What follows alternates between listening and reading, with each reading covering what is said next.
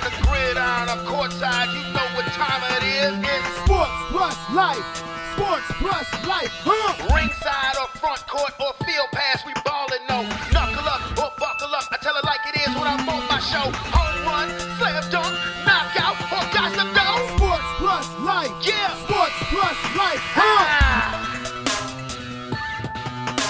Yo, yo, yo, yo. What's up? What's really good? It's your boy Brandon Brevon Towns, host of that show called Sports Plus Life. Feel me? You already know it's about to go down today, bruh. So guess what? Guess what? Turn it off, turn it off, turn it all the way off now. Yeah. How's everybody doing today? Oh man, please allow me to reintroduce myself. My name is Brandon Brevon Towns, host of that show called Sports Plus Life. That there sports podcast where we talk about all of the necessary topics in sports and all of the necessary topics in life. And I hope everybody is having a wonderful, beautiful day. It's a beautiful, crisp fall day. And had a little training today at work, but got off a little early, you feel me? Got off real early where I can get this done, knocked out, you know what I'm saying? But honestly, I hope everybody has a wonderful day and had a wonderful weekend as well. Now, before we get started in the realm of sports, I do want to have to start off today's show, unfortunately, on a somber note. You guys know that I go hard for Highland Springs. Y'all know, I mean, I love Highland Springs. I love everything about Highland Springs. I'm proud to be a Springer. I'm proud that that's my home. No matter where I'm living at on planet Earth, that will always be my home. And I love absolutely everybody. Like, if people don't understand why I love just that school and that area so hard, it's because, you know, there was a time that not a lot of people know about. You know, when I was a kid, that was a really dark time, and that area, that school, the people honestly saved my life. To be honest with you, not being dramatic, I'm being honestly true, being honestly truthful. And so, you know, whenever I see somebody that I haven't seen for a long time, I love to embrace them, because to me, you know, that's family to me. And unfortunately, we just lost another member of the HS family in my class, the class of 2001. Shaniqua Howell passed away a couple of days ago, and I when I got the information about it, I didn't honestly want to believe it to be true, because I had just seen her not too long ago, and we had got up, we embraced, you know, we exchanged numbers. You know, she wanted me to come DJ for her, and we would periodically text each other, you know, just to say what's up. So when I heard that news, I you know, it hurt, you know, it hurt, because again, you know, while, you know, we're not young in springtime, I don't like to look at us as old, as being old either. You know, even though we get older day by day, still, you know, within the last couple of years, you know, our HS fam has experienced some loss on what I believe is still should be the front end of our life, not the back end. So just gone completely too soon. So, Shaniqua, if you're listening from up above, I love you. We love you. We're gonna miss you. I've known you for a very long time, so almost about 30 years. So that definitely hits home. And again, just this is why I say the shout out to my fam, my Springer fam, and my fam in general, because I view all of that as family. And you guys really mean the world to me, whether I've just seen you yesterday or whether I haven't seen you since the day we graduated. You will always be a part of my family in my heart. It doesn't matter whether you see me in the same way or not. That's what's in my heart. So just rest in peace, sis. Rest easy, sis. And to everybody else out there, you guys know what y'all mean to me. Y'all know that I love you guys to death. I wish we would get up. I wish we would hang out and just check on each other more often. But, that I can, hey, if this is the best way that I can reach out to you guys and say I love you guys, then so be it. So I just wanted to get that off my chest. And again, just reiterate why I value and treasure, why I treasure you guys so much, why I treasure, like a lot of people don't have any idea how much I love Miss Sternbach and Miss Brady, now Beamer, and Miss Ricks, how much, and they absolutely mean the world to me. And not to mention, of course, Sean, Leisha, David, are you joking? And Adrian, Nikita, Chantel. I'm not going to name, I ain't going to go off and name all the names again because I could be here all day. But, just to let you know, if you listen to this or if you hear from it from word of mouth, Brandon loves you dearly. Okay. Now, you guys ready to enter the realm of sports? I'm ready. You ready? We ready? They all ready. Let's get to it. Just when we think we have things figured out or are heading to having everything figured out in the old NF for the L, we know nothing. Yeah, as far as the prediction league goes, pretty much everybody had a fucked up day. I'm just being honest with you. I mean, like, nobody's gonna have more than 10 right. Nobody has more than 10 right. I will get to the scores in a bit. But just when you think you got it figured out in the NF for the L, you don't know nothing. I mean, come on now, like coming off of last week, we saw some games, some blowouts, some matchups between big time teams, and you saw one team was clearly on another level than the other, and we think, okay, that's them niggas right there. And come back another week, oh boy, how things have changed. Or you would see a team where you're like, I'm so disappointed in them. And then all of a sudden you're like, wait a minute, this is why I had expectations of these motherfuckers. And then you got my Denver Broncos. That's just trash. But I'll talk about them in a minute. And it's not really much to talk about. I told you motherfuckers, stop betting on my Denver Broncos, okay? I said if the Jets ran the ball, they would win. That's what they did. Anyway, let's start off with Thursday's game. The Chicago Bears went into Washington, D.C. and turned the Washington Commanders back into the D.C. Dickage. The Chicago Bears got their first win of the season, their first win in damn near a whole calendar year. They had lost their last 14 games in a row, and they smacked up the Commanders 40-20. Justin Fields has had 2 straight weeks where he's looked like an elite level quarterback, not just running the ball, but throwing the ball as well. And DJ Moore, nigga. Did y'all see him? 230 yards receiving. That's why I put him on my fantasy team, even though I still lost because my quarterback play is just But anyway, the Bears get their first one of the season, and they look, the Bears. I don't know, because like I said, it's just when you think you got shit figured out, we know nothing. And the Commanders were being seen as a respectable team despite their overtime loss last week to Philadelphia. Like, sure, they would beat the Bears because the Bears are dumpster fire with the way they just blew the game to my Denver Broncos. But what do we know? Nothing. And the Bears get their first one of the season. The Commanders, well, here's one thing I will say. Remember everybody was so stuck on Washington's defensive line, Chase Young and Sweat and all of these first-round picks? Why are their defense trash? Why is Washington's defense sucky? So, and their head coach, Ron Rivera, what was his calling card? Defense. Why are they so sucky? Jack Del Rio, defensive coordinator, Ron Rivera, head coach. That seat is getting real hot in a motherfucker because they got new owners, and they didn't hire y'all. They got new owners, and maybe, just maybe, Mr. Eric Bieniemy might be waiting to take that spot. I'm just saying.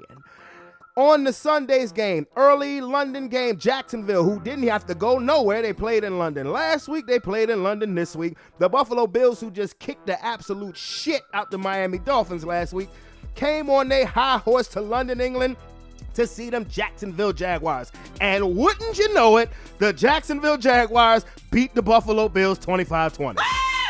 I mean, what happened? Did the Bills have jet lag from having to go across the pond? I don't know. But the offense didn't even start kicking until the final 2 minutes of the damn fourth quarter. But Jacksonville has won 2 straight. After me calling them the most disappointing team in the NFL through 3 weeks, they're now back at 3-2. I don't know, maybe Jacksonville doesn't like playing in America. Maybe they want to become the Great Britain Jaguars or the London Jaguars. I don't know, because they certainly haven't been playing well in the States. But they go to London and win 2 straight games. Who knew? In Atlanta, the Houston Texans visited the Atlanta Falcons in what was a very good game. The Atlanta Falcons came out on top 21-19, last-second field goal by Younghoe Koo. Desmond Ridder had over 300 yards passing. Kyle Pitts had 87 yards receiving, and Desmond Ridder responded after C.J. Stroud, who is the fucking truth, by the way. He responded with a touchdown drive by getting Atlanta in position to kick the game-winning field goal as time expired. I still don't believe in Desmond Ridder. I don't give a damn what Keith says. I'm not a believer in Desmond Ridder. I do believe in C.J. Stroud, though. That dude is doing some things. They battle of 2-2 teams. Houston had won 2 straight, but they fall. Atlanta is 3-2, and a division that I saw as being very, very weak based on what I saw last year. The NFC South, as of right now at least, is one of the stronger divisions in football. 3 teams above 500 in that division. And speaking of the NFC South, the only team that does not have a win in that division, the Carolina Panthers, went to a team that is becoming a Super Bowl threat, the Detroit Lions. Say it again, the Detroit Lions. They are the real deal. They improved to 4-1. And the thing about it is, the Lions on the offensive side of the ball have had a lot of injuries, but they're still chugging. David Montgomery has so far this season has been one of the best running backs in football. Jared Goff is doing what they said Jared Goff couldn't do outside of Sean McVay. He's winning. Detroit won 42-24. The Lions look good. They look confident, and they are a team to be reckoned with. In Indianapolis, the Colts ended their 7-game home losing streak, defeating the Tennessee Titans 23-16. Anthony Richardson did get hurt and he had to leave the game, but right now they have what may be the best relief pitcher in football, the best backup quarterback in Gardner Minshew, because, I mean, I guess with as far as quarterbacks with starting background, I guess between him and Jacoby Brissett, I would have to say are the best backups, at least with the most starter experience. So the Colts go to 3-2, and Jonathan Taylor came back because he reached a contract agreement. He reached an extension, which gave him over $20 million guaranteed, 3-year extension. Good for JT. Get that money, bruh. Maybe Jim Irsay is not such a dumbass after all. He just says dumbass things. And shout out to Zach Moss, because while Jonathan Taylor, it was his first game back, Zach Moss was the star of that running game. In Miami, the Dolphins, who got the absolute shiznai kicked out of them last week by the Buffalo Bills. When you got the New York Giants coming to town, you figure you can get right. And that's what the Miami Dolphins did. They got right. Tua had over 300 yards. This kid, Devon Achane, he is becoming a star at running back. Another over 100-yard game, 151 to be exact. Tyreek Hill is doing what Tyreek Hill do, 181 receiving yards and a touchdown. The Dolphins improved to 4-1. Their offense is absolutely electric when it is on point. The New York Giants, Daniel Jones got hurt. Neck injury. Tyrod Taylor had to come in and finish the game, but the Dolphins beat the Giants, who I'm pretty sure right now should be thinking twice about why they gave Daniel Jones all that money. What were you thinking? You suck. Injury or no injury, Daniel Jones, he just ain't that dude. In New England, it's getting pretty bad in New England. It really is. The New Orleans Saints, who coming off of a loss, did not look impressive. Matter of fact, the Saints offense has not looked impressive all year. Maybe the best remedy was playing a Bill Belichick coach defense. The New England Patriots were shut out 34-0 at home in Foxborough. Now, did Derek Carr light the world on fire? No. 183 yards. Alvin Kamara had 80 and a touchdown. Michael Thomas had 65 receiving yards. But the Saints have a top 5 defense. The Saints defense is real. All you have to do is be a good bus driver and not mess it up for that New Orleans Saints defense. I mean, hell, how much better can you do than shutting the team out? Mac Jones got benched again, but Bill Belichick is saying he's still the starting quarterback. Well, he just ought to, goddammit, because Mac Jones' progression stopped when you decided to make Matt Patricia his offensive coordinator last year. I mean, I've been saying for the last 365 days, the fuck was you thinking? And it is looking bad quick in New England. In Pittsburgh, how the hell did the Steelers beat the Ravens? God damn! I mean, when I look at Baltimore's losses, pretty much really in the last 2 years, every time Baltimore loses a game, I'm like, how did that happen? Like, because Baltimore, I just don't get it with the Ravens. They find ways to lose games that they just have no business losing. Like the Steelers were putrid, sorry, fucking sucky on offense for 55 minutes of that game. I mean, now, credit to Pittsburgh defense, and I love Mike Tomlin. Like, this is why a person like me will want to play for somebody like Mike Tomlin, because he's going to have you prepared and believing for the full 60 minutes. Because I'm going to tell you this, and I'm pretty sure Mike Tomlin is going to notice by the end of the season, Kenny Pickett ain't it. Kenny Pickett is not it. But you need special teams. You need the one good pass Kenny Pickett made was a touchdown, and then the defense closed the deal with a strip sack on Lamar Jackson. Steelers are 3-2. Ravens are 3-2. What the fuck? Who knew? On to the late games in Los Angeles. The Rams and the Philadelphia Eagles squared off, and the Philadelphia Eagles took care of business. Anybody has any questions about Jalen Hurts anymore, please sit down and please shut up. Because Jalen Hurts, and like I said, the Eagles have not even played their best brand of football, and they are 5-0. Jalen Hurts threw for over 300 yards. He rushed for over 70. A.J. Brown had a $127, and the Eagles beat a Rams team who is good. I can safely say this now. At least their offense. The Rams are good. They are. They just ran into a better team. They just got Cooper Kupp back. They got this rookie Puka Nacua. If I'm not, I think I'm saying that right. Puka Nacua. And Tutu Atwell is finally starting to shape into form after about good 3-4 years. The Rams are going to be hard to deal with because they can score points. The defense ain't too shabby neither. You know, Aaron Donald is still there, but it's a bunch of young cats surrounding him who are playing some ball. But the Philadelphia Eagles are doing what the Philadelphia Eagles do. They're just fucking winning. And they're not even playing their best brand of football. And again, that to me is scary. In Arizona, now I picked the Cardinals to beat the Bengals, and y'all know I love Burrow and them Bengals. And then Burrow comes out and shows his ass and has over 300 yards. The Bengals offense finally got off of life support, and damn, Burrow had 317. Mixon ran for 81. Jamar Chase, who was pissed after last week's game, caught for damn near 200 yards, 192. Ain't this a bitch? Because I don't like the fact that they keep putting Burrow on that calf, but if he's getting stronger as the weeks go, if the calf muscle is getting better, and plus, given the state of the AFC North, where no team is really running away from it. The Bengals are now 2-3, and then you got the Browns who are 2-2. They were off, but then you got the Steelers and the Ravens up top at 3-2. This division is up for grabs. So shout out to Cincinnati. In Denver, the Broncos did what I thought the Broncos was going to do. They lost. God damn it! I mean, the offense showed promise at the beginning of the game, but we never can get in the red zone when we need to get in the red zone most. Now, I do like this Jameel McLaughlin kid, this undrafted running back. He's a lightning rod. But, I mean, unfortunately, like I said, if the Jets run the ball, they will win the game.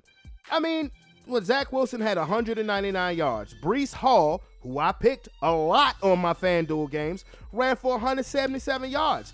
We have the worst defense in football. We have the worst run defense in football. So that one wasn't hard to figure out.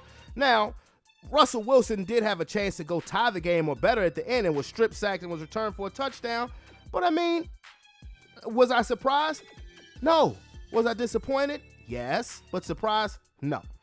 In Minnesota, Kirk Cousins don't play good in games that are outside of 1 o'clock. Y'all should have knew what was gonna happen. The Chiefs beat the Vikings 27-20.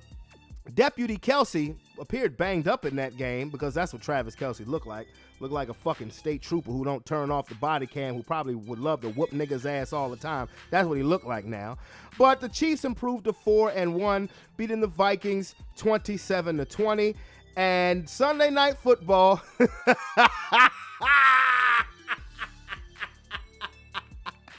In San Francisco, this was supposed to be the marquee game of the week. The 49ers and the Cowboys. And you know what the Cowboys played like? Let me give you the sound effect. Ooh, that's it. They played like, oh, what else? They look like Dak Prescott played like, ooh, they suck. Oh, they got their asses whiz-zapped. And one for the road. Man, the 49ers beat the living shit out the Cowboys last night. And look, Marcus, why did you do that? Why did you do that? Marcus, my brother, love you dearly. You're going to send me a picture in the chain message with the rest of the Prediction League fam for everybody to see with your Dak Prescott jersey on saying, talk your shit, Brandon. I stand with Dak. Why did you do that? So by the time when the score got to 35-10, I sent Marcus a message saying, you still wearing that jersey, man? You're going to come at me after, of all people, you're going to come at me about your Cowboys knowing that I don't give a motherfuck about my Broncos score results. You, sir, are going to come at me. Again, I have no expectations of the Broncos. I know we trash, but you guys will be playing football in January.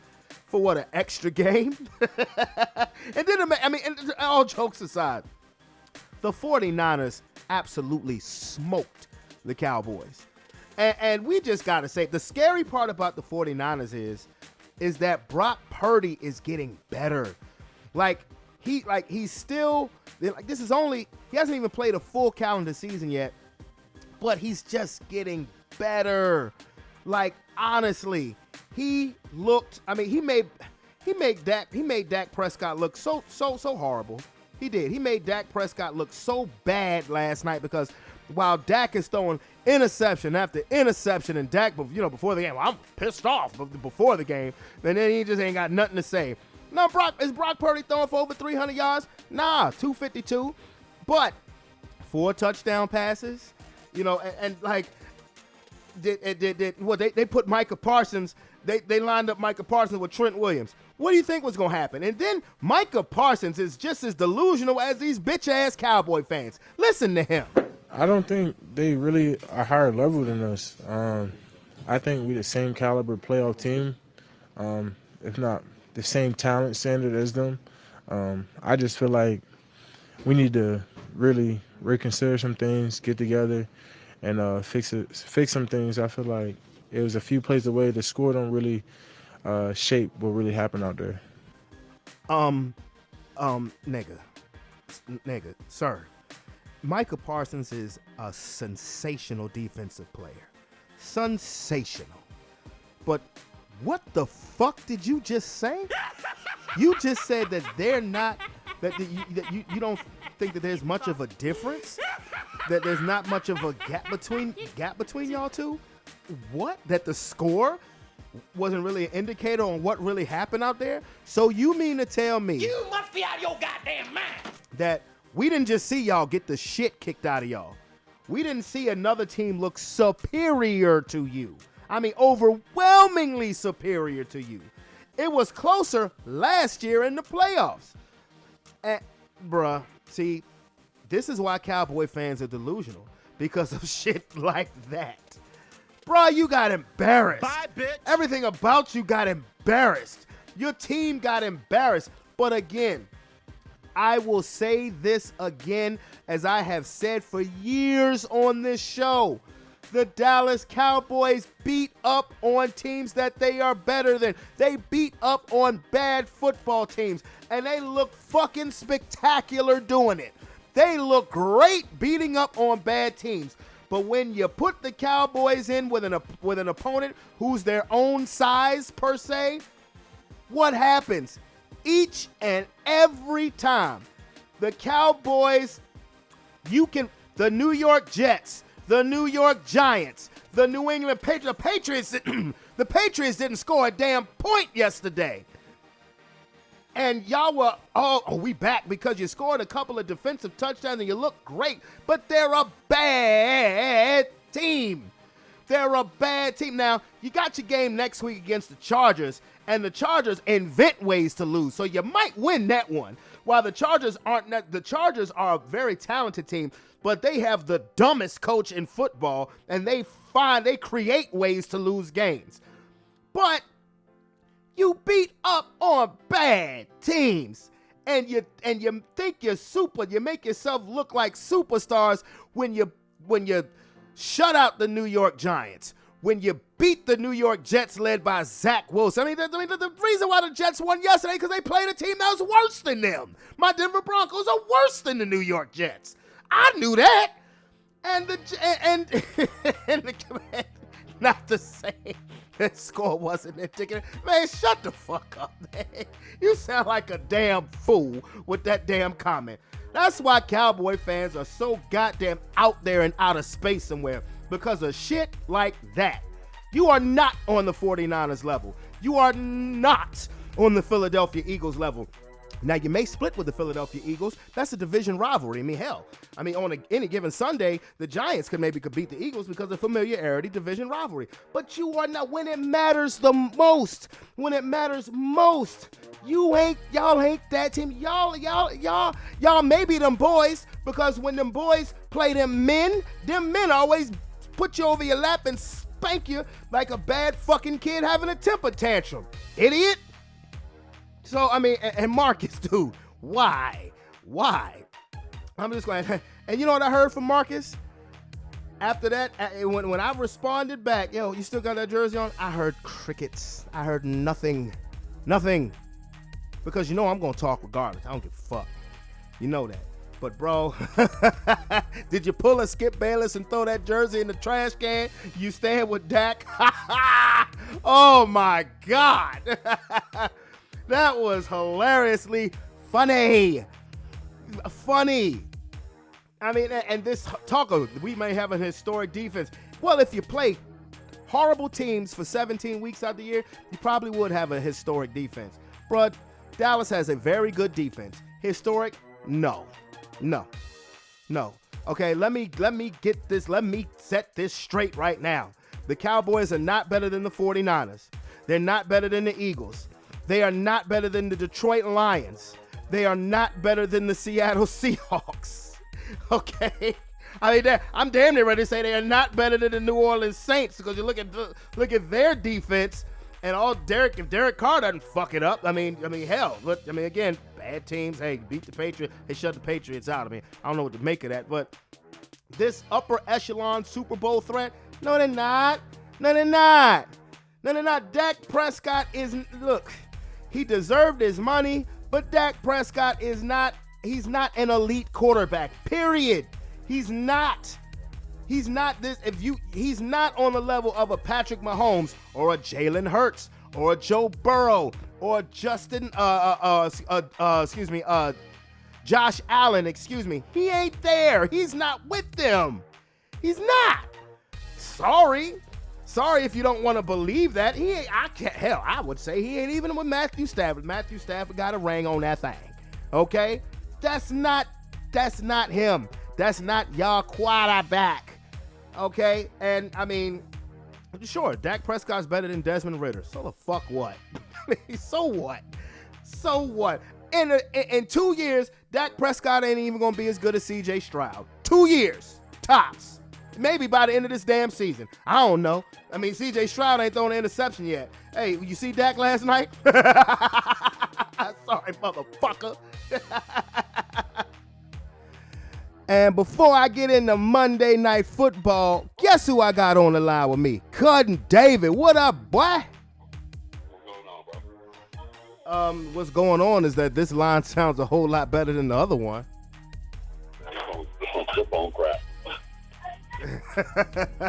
No, it's picking up better on the microphone.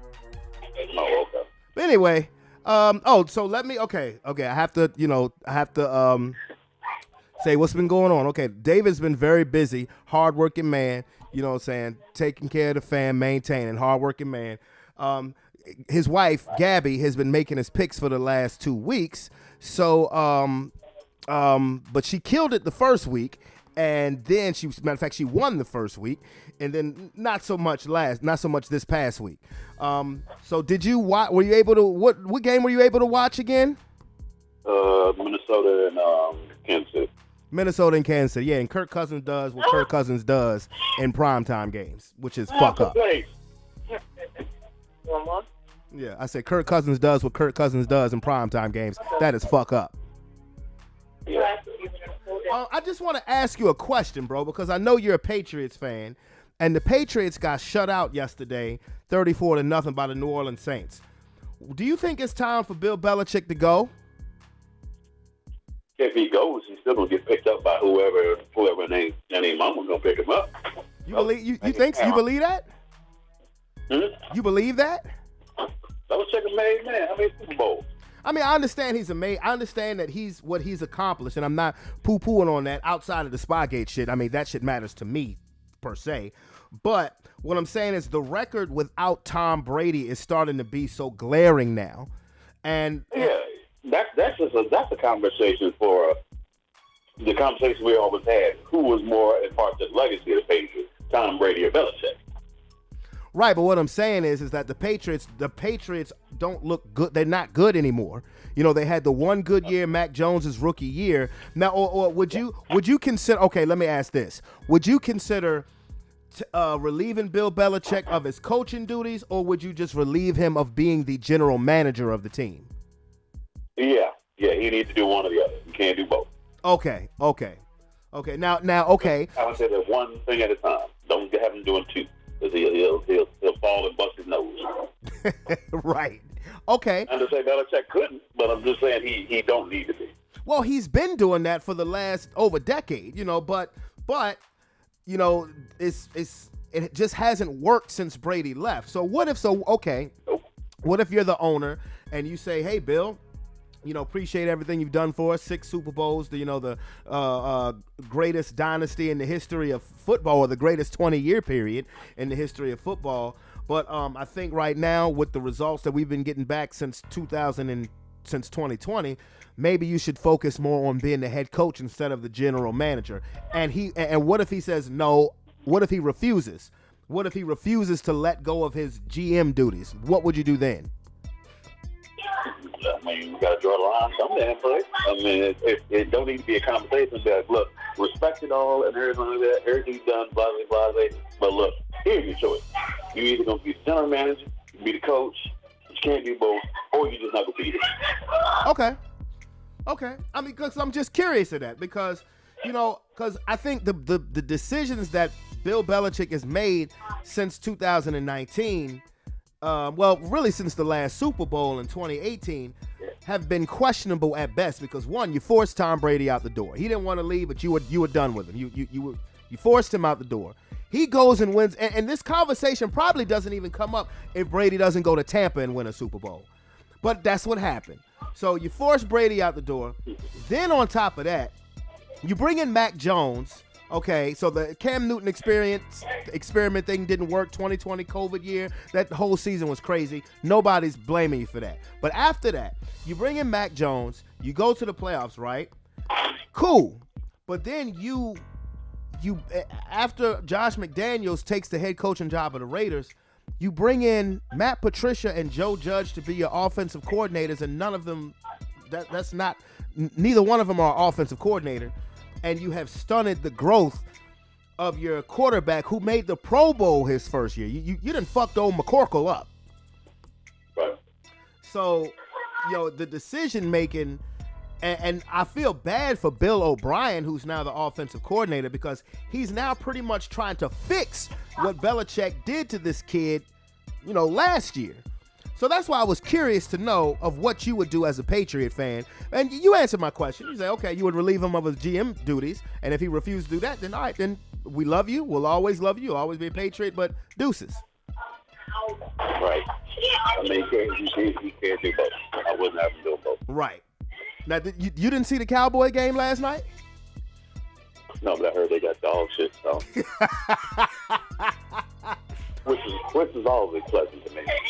Dog shit Y'all stomp. taking the trash out? Y'all taking the trash out? Yeah, take out that goddamn trash. Yes, dog shit stomp, bro. 42-10. Oh. Hey, look, I just this afternoon I saw Dak was talking about it was a humbling experience, a humbling game, especially after they'd been on it was on a 2-game win streak, something like that. They weren't even on a 2-game win streak because they won their first 2 games. Then Arizona beat them. Then they beat y'all last week. They beat the Patriots last week, and then they just got the living shit kicked out of them by the 49ers. By the 49ers, yeah, who are 5-0. So I guess shouts to them. Yeah, but this is what I've been saying about the Cowboys for the last few years, bro. Then this is why I laugh and troll Cowboy fans so hard. Dallas beats up on bad teams. The Jets, right. The Giants, and the Patriots suck. There's just no way about it. And the Cardinals are a bad team, but they lost to them somehow, some way. But they suck. So Dallas looks spectacular against them. And all of they bitch-ass fans were like, hey, we them boys, we back, yada, yada, yada. And then when they kind of like the bully, why don't you pick on somebody your own size? As soon as they play somebody their own size, what'd you say? They got dog shit stomped. They get fucking murdered. So by a better team. By a better team. When the Cowboys play a better team, they look exactly how they exactly are. Awful. When they play a bad team, then it's like, oh, well, they're the greatest thing in the conference. They're the greatest thing in the world. The Cowboys are great. Man, the Cowboys going to the Super Bowl. That's because they're playing a bad-ass, awful team. They're playing a bad team. You look now, I mean, just through 5 games, you see what the Giants are. Crap. You see what the Jets are, even though the reason why the Jets won yesterday is because they played a worse team, the Broncos. We're horrible. We're terrible. They played a terrible team. Yeah, they played a team that's worse than them. And then the Patriots didn't score a damn point yesterday. Not a single point. But we're going to poke our chest out and have our nuts hanging because, we scored 2 defensive touchdowns on the Patriots. Have you seen Mac Jones play this year? Right. It's painful to watch. That's nothing to be proud of. Right. Somebody should have stopped that sentence right then and there. Like, no, that's nothing to be proud of. If you did it in the Brady era Super Bowl winning Patriots, that's something to say. But not now. No. Right, exactly. That was just nothing. Right, exactly. And so, so of course, and then on top of that, on the chain messages, bro, I know you didn't want the messages coming to you and Gabby's phone, but on the chain messages, at 12 noon yesterday, Marcus sent a picture to the chain messages and directed it at me, a picture of him wearing the Dak Prescott jersey. And he said, talk your shit, Brandon. I stand with Dak. Bruh. When it was the third quarter and it was 35-10 and Dak had already thrown 2 interceptions, I made a video and said, yo, you still got that jersey on, bro? I said, why? Oh, why on God's green earth would you come after me of all people talking about some cowboy shit and then y'all come out and look like that? The Cowboys maybe one day might be great, but the Cowboys of today are too inconsistent. They're too up and down. Well, there are a couple of generations of people that are on this earth now that have been saying the same thing for the last 28 plus years. The Cowboys may one day be great. Okay. Yeah. They'll be great when they play bad teams. Yeah. Yeah, they're wonderful when they play bad teams. Yeah, they'll play great when they play bad teams. Hey, look, when they play in a bad team, I'll pick their defense on my FanDuel squad. Yeah, because I know what time it is. But as soon as they take a step up in competition, no. Trash. I mean, Brock Purdy, Mr. Irrelevant, is better than Dak Prescott. Period. That's all. He's better than Dak Prescott. That's all. Okay. Now, Kyle Shanahan, even though he's never won a Super Bowl and Mike McCarthy has, That was back in 2010 when he had Aaron Rodgers, young Aaron Rodgers. Kyle Shanahan is a better coach right now than Mike McCarthy. Well, you get no ifs, ands, buts about it for me. Yeah. I'll sign on to that one. Yeah. Do. Now, I want to tell you something. I know you're in here. I want to tell you something. I just want your reaction. Okay. This is about college football, right? Okay. And the reason why I bring this up, because I was about to say, the Cowboys' schedule is getting kind of tough. They play the Chargers next week, but it wouldn't surprise me if they beat the Chargers, because the Chargers, to me, have the stupidest head coach in the NFL. But speaking about stupid coaching, the University of Miami football team, they were playing, Georgia Tech. Georgia Tech this past Saturday, right? It was 23-20. They got the game won. Georgia Tech had no timeouts. What would you do in that? If you have the ball, Georgia Tech has no timeouts. All you have to do is take a knee to win the game.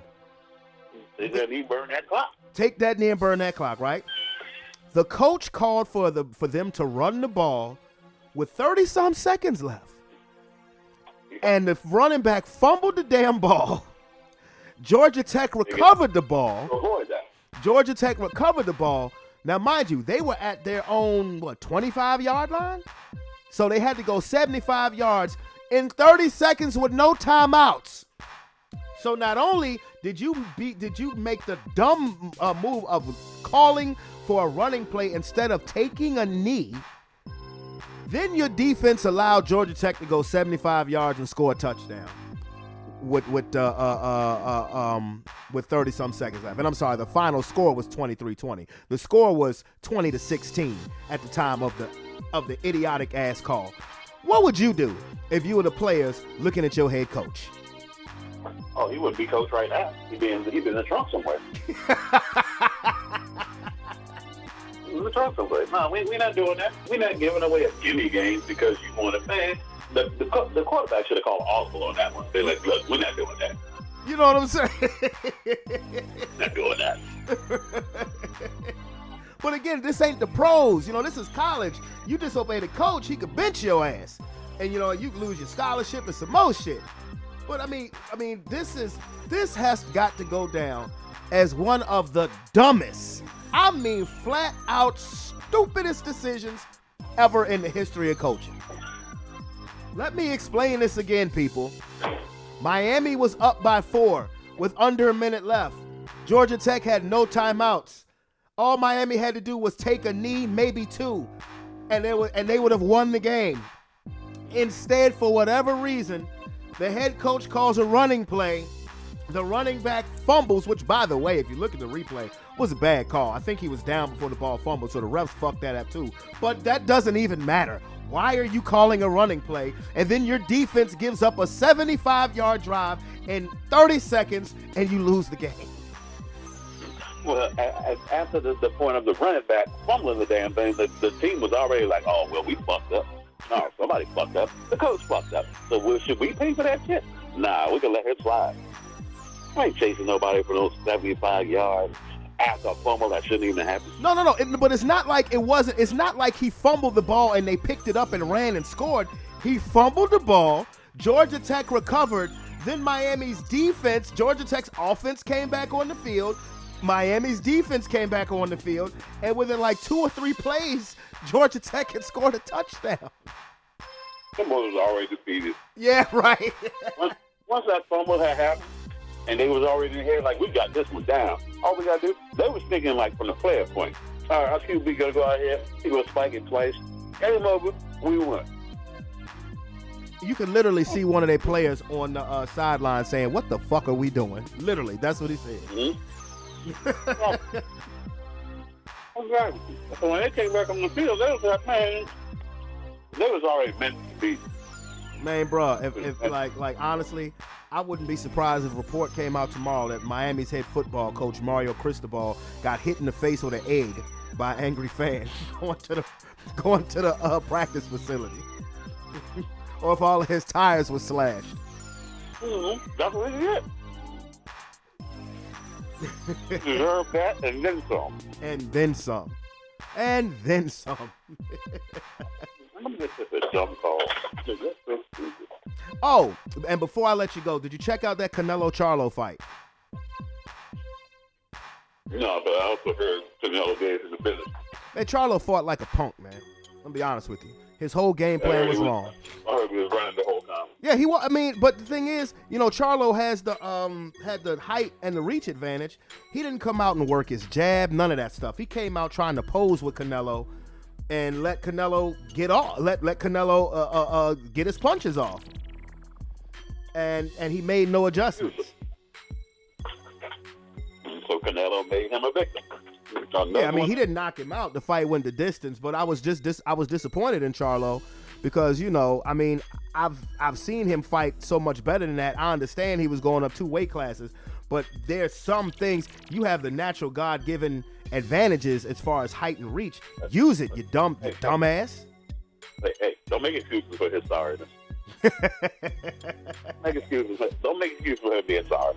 Don't cover that. And his trainer, what's his name? Derek James. He won Trainer of the Year in 2022. This has not been a good year for him because in his 2 most noteworthy fights this year, his fighters have gotten embarrassed. He was Errol Spence's trainer when he fought Terrence Crawford, and he was Charlo's trainer when he fought Canelo.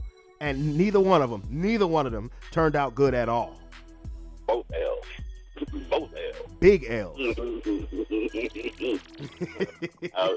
Well, they might want to go back and revisit this Trainer of the Year because I don't see it. Well, now Charlo to kind of make himself feel better. Him saying, "No, you know what? I'm going back down to 154, and you know what? I want Terrence Crawford. No, fuck that. I want Bud Crawford. So when he get done with this little rematch with Errol Spence, I want Terrence Crawford. Nigga, no, you don't. Terrence Crawford gonna knock your ass the fuck out. He'll rip your whole damn head off. You don't want no Terrence Crawford. just fight motherfuckers who's lighter than you, and you could dominate. You tower over it. You don't want no parts of Terrence Crawford. None. No. Like it's to a point where you talk all. Wasn't he the one that was talking all that shit? And he was gonna do this to Canelo and this, that, third, and he did none of it. Yes. He was also the one that Terrence Crawford was screaming at as he kept dropping Errol Spence in the ring. When Terrence Crawford was dropping Errol Spence and he was yelling to somebody outside of the ring, he was yelling at Charlo. Well, I think he need to go ahead and bury his head in the sand for a minute. Nah, you can't talk all that. That's like Deontay Wilder fighting Tyson Fury. Talk all that shit just to get his ass beat. Yeah, well, at least he stepped up and fought. I mean, Deontay Wilder fought the best that he could. I mean, he dropped the nigga like 4 or 5 times throughout their 3 fights. At least he gave it. You know, Deontay Wilder left it all in the ring. Jermell Charlo just fought scared. Well, he was playing grab ass with Canelo. Like, oh, grab ass. Canelo was like, no, I just want to punch your face. Pretty much. I just want to punch your face. Pretty much. Keep the gay shit out, and I just want to punch your face and get my check and go home. Pretty much. Yeah, pretty much it. Well, all right, bro. I want to let you go ahead and get back to the fam. You just hadn't been on. The pod in a minute. Want to let everybody know that you good. Everything good, man. Any parting shots, bro? I got nothing, man. There's a leaf on the couch. Air it out. Love it. Fuck it. Down the ball when you got 30 seconds left and you up by 3. Don't do stupid shit. Right. Just take a knee. Just take a knee. Take a note from Boys Man and just be on bended knee.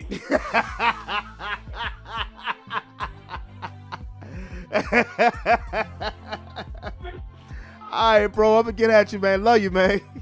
You too, bro. All right, man.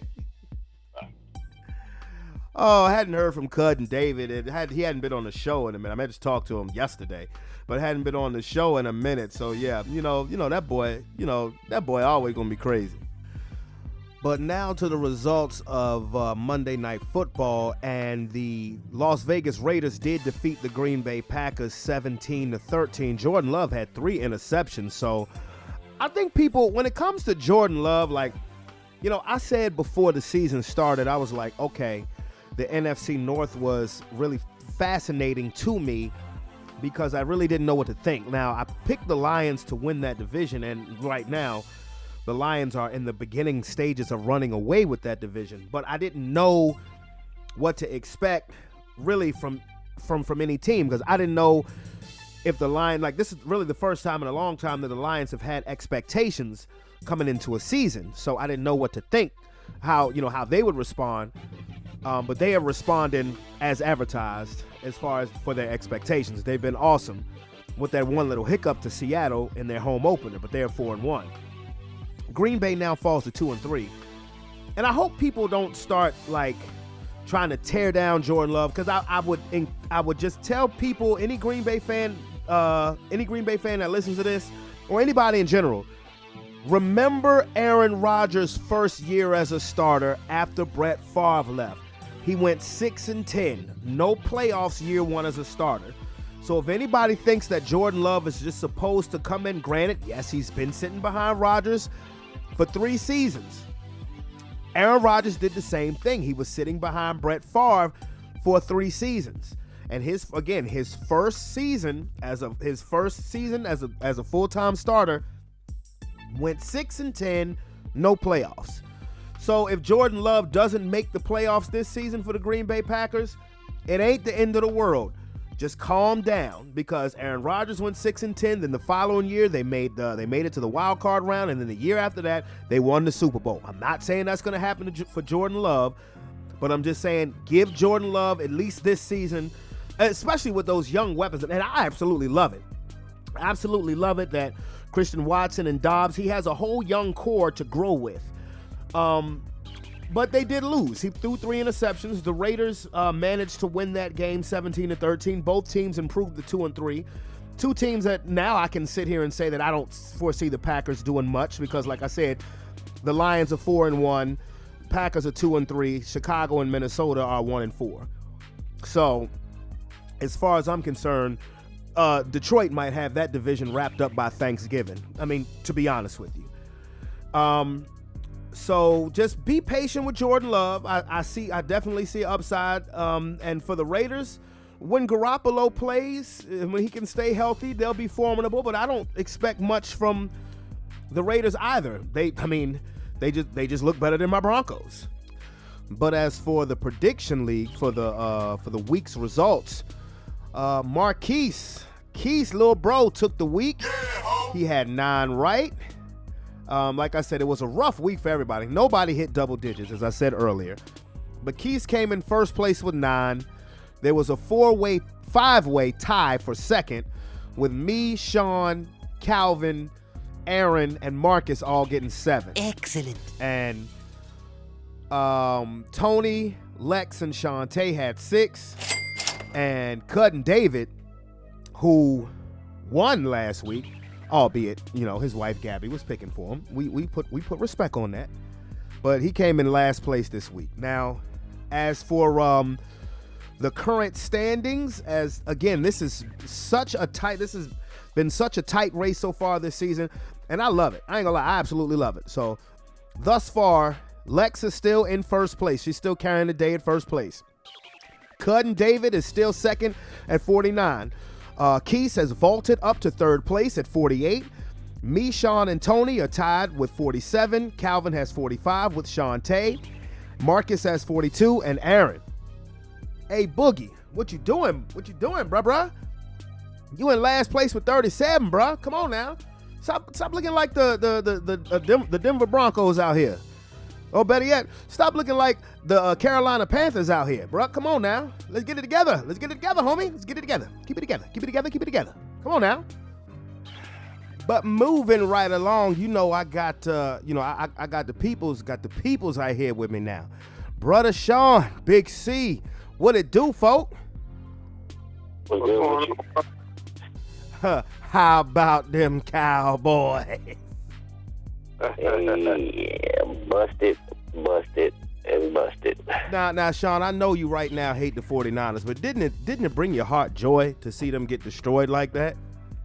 Nope. I'd rather seen the 49ers get destroyed with their puss asses, but I mean, it's always a joy for the Cowboys to get their ass beat. I'm just, sick of hearing about the 49ers. But fuck, you know me, I told you I'd rather have both of them get their ass beat. Well, it's been a lot of shit talks after that. You heard? I don't know if y'all heard Micah Parsons' press conference. Yeah, with George Kittle in his shirt that said "fuck Dallas." Well, Micah Parsons saying that he don't believe that there's that much difference between them and the 49ers, that they in the same ballpark. I'm like, nigga, what? Fuck game you watch. And then Debo responded by saying, now if you see us in the playoffs, it's gonna be worse. Man, I don't want to get into the playoffs. What you talking about? Right. But what were fellas, brothers, what the hell was Marcus thinking? That's y'all beef. Yeah, but because his shirt. Yeah. Well, you know that's SOP with them. They dress like they getting ready to get called for the game. Almost every Cowboy fan gonna wear all as much of their shit as they can on game day. That's SOP, standard operating procedure. So he is who you. He's a Cowboy fan. They do that. I ain't had no problem wearing this little get up. I mean, I ain't had no problem with him wearing his get up. I ain't had no problem with him wearing his get up, but directing it straight at me. And then for them to come out and look like that in a standalone game. You can say Broncos 70 points all you want. That was a 1 o'clock game with 8 other games. Nigga, everybody was watching y'all get y'all faces kicked in.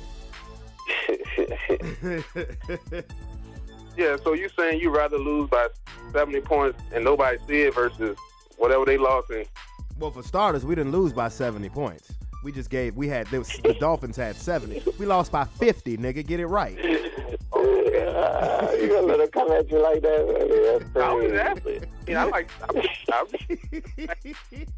That's crazy. That's crazy. But fellas, overall, okay. So before, I don't want to strictly just talk about the Cowboys and the Niners because that was as one-sided as one-sided gets. Calvin, I'll start with you. What was your overall takeaway from the full slate of games between Thursday, Sunday, and Monday? Let me see. We already covered that game. Baby Jesus, he played real good. Sweet Baby Jesus looked good, didn't he? Yeah, Baby Jesus looked good. He living up to that name. You know what I'm saying? Was Claypool really that's the problem? I mean, what the fuck happened? He just hit a switch. I had all the hope in the world for the Commanders, strictly because of the enemy. I mean, is that his name? Yeah, Bieniemy. Yeah. Yeah, Bieniemy. Yeah, that's, you know what I'm saying. I'm gonna be honest with you, bro. I think that I don't think Bieniemy got nothing to worry about.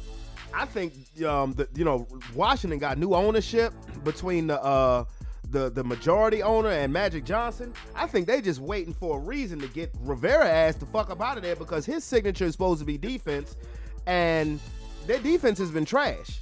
Now, this new management team brought on Bieniemy. They ain't got nothing to do with Ron Rivera. So actually, I think Bieniemy is going to be the coach in waiting if things don't get better, and maybe even if they do.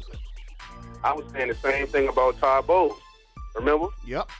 I was saying, and I know we just covered that game, but if we can pivot back when I forgot how many weeks, but didn't I tell y'all that when he traded for Trey Lance, it was a reason, like he just waiting on it. I'm telling you, Trey Lance gonna play sooner than y'all think. Because I don't give a fuck about Trey Lance or the Cowboys. Good for him if he plays. Man, ain't Trey Lance the third string? He's the third string quarterback. He got to get past old buddy. He got to get past Cooper Rush. Oh, yeah. Dak Prescott is a $60 million cap hit next year. Yes, he is. Yep, $60 million. Yeah. They're not gonna cut him, but they may not re-sign him. That's it. They're not gonna cut him because of that $60 million cap hit. But as far as I'm not worried about no damn Trey Lance right now. But I mean, as far as Washington goes, yeah, I think Rivera just felt that seat get hot because that was embarrassing. Mm-hmm. And I picked against the Colts But once I saw Gonna Miss You come in, So did I, bro, and I said the same thing, bro. once I saw, what's my boy name? What we call him? Man? Falco. Shane Falco come in. Once I saw Shane, after that shit, dog. I think. Oh yeah, I missed because I'm glad I remember this. I think Mike Tomlin may be the best coach of our generation. Man, you ain't never lied about that, bro. I know you can say Belichick, but yeah, Belichick had Tom. No, you know why? I can take if you look at overall results, I would say Belichick, but if you talk about you give them an even playing field, both of them having a quarterback situation where they don't have an elite quarterback, I would take Tomlin over Belichick, because I would take Tomlin over any coach in that regards, because no coach has coached better with bad quarterbacks than Mike Tomlin. Oh, when y'all start talking, you wait. Go ahead, Cindy. No, that's it. No coach to me will coaches better with bad quarterbacks than Tomlin.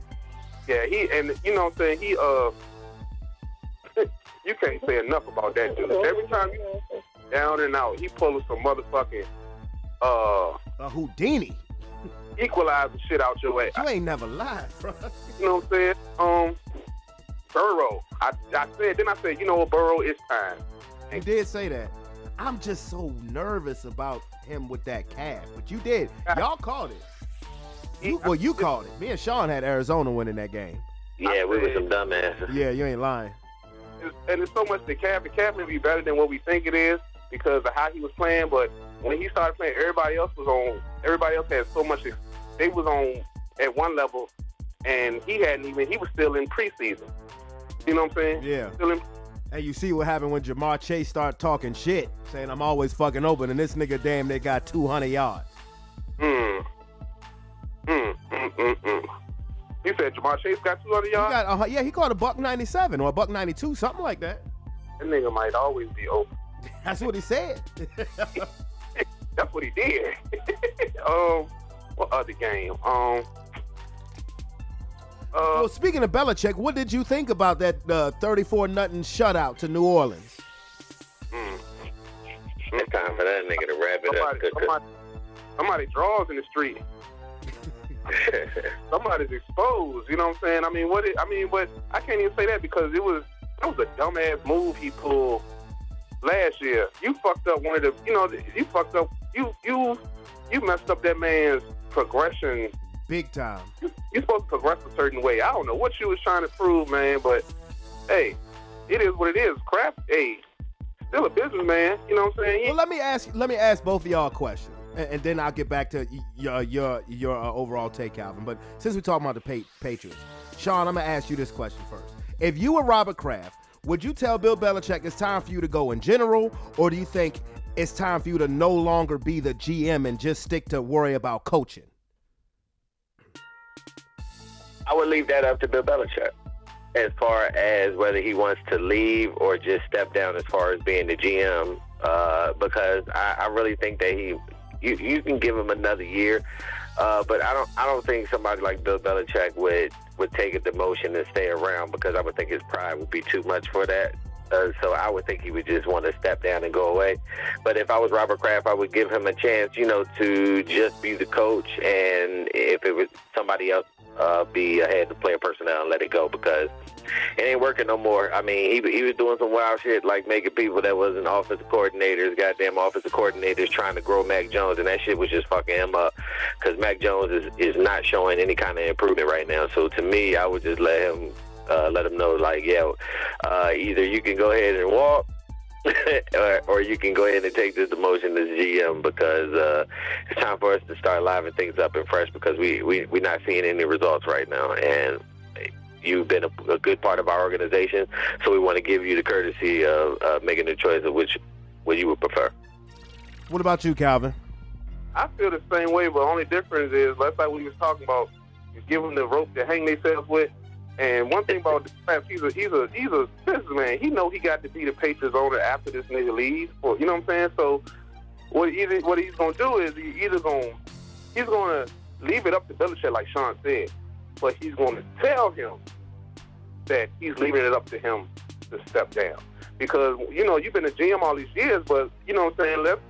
Let's call it what it is. He didn't have to recruit that much because of who he had at quarterback, and they knew they was going. Most players for a whole 2 decades knew if you went to the Patriots, you had a good chance. I mean, a great chance. Yeah. Oh, and that looks good on your. You know what I'm saying? That looks good on your resume. So yeah, he lost his best recruiting tool. You know what I'm saying? So it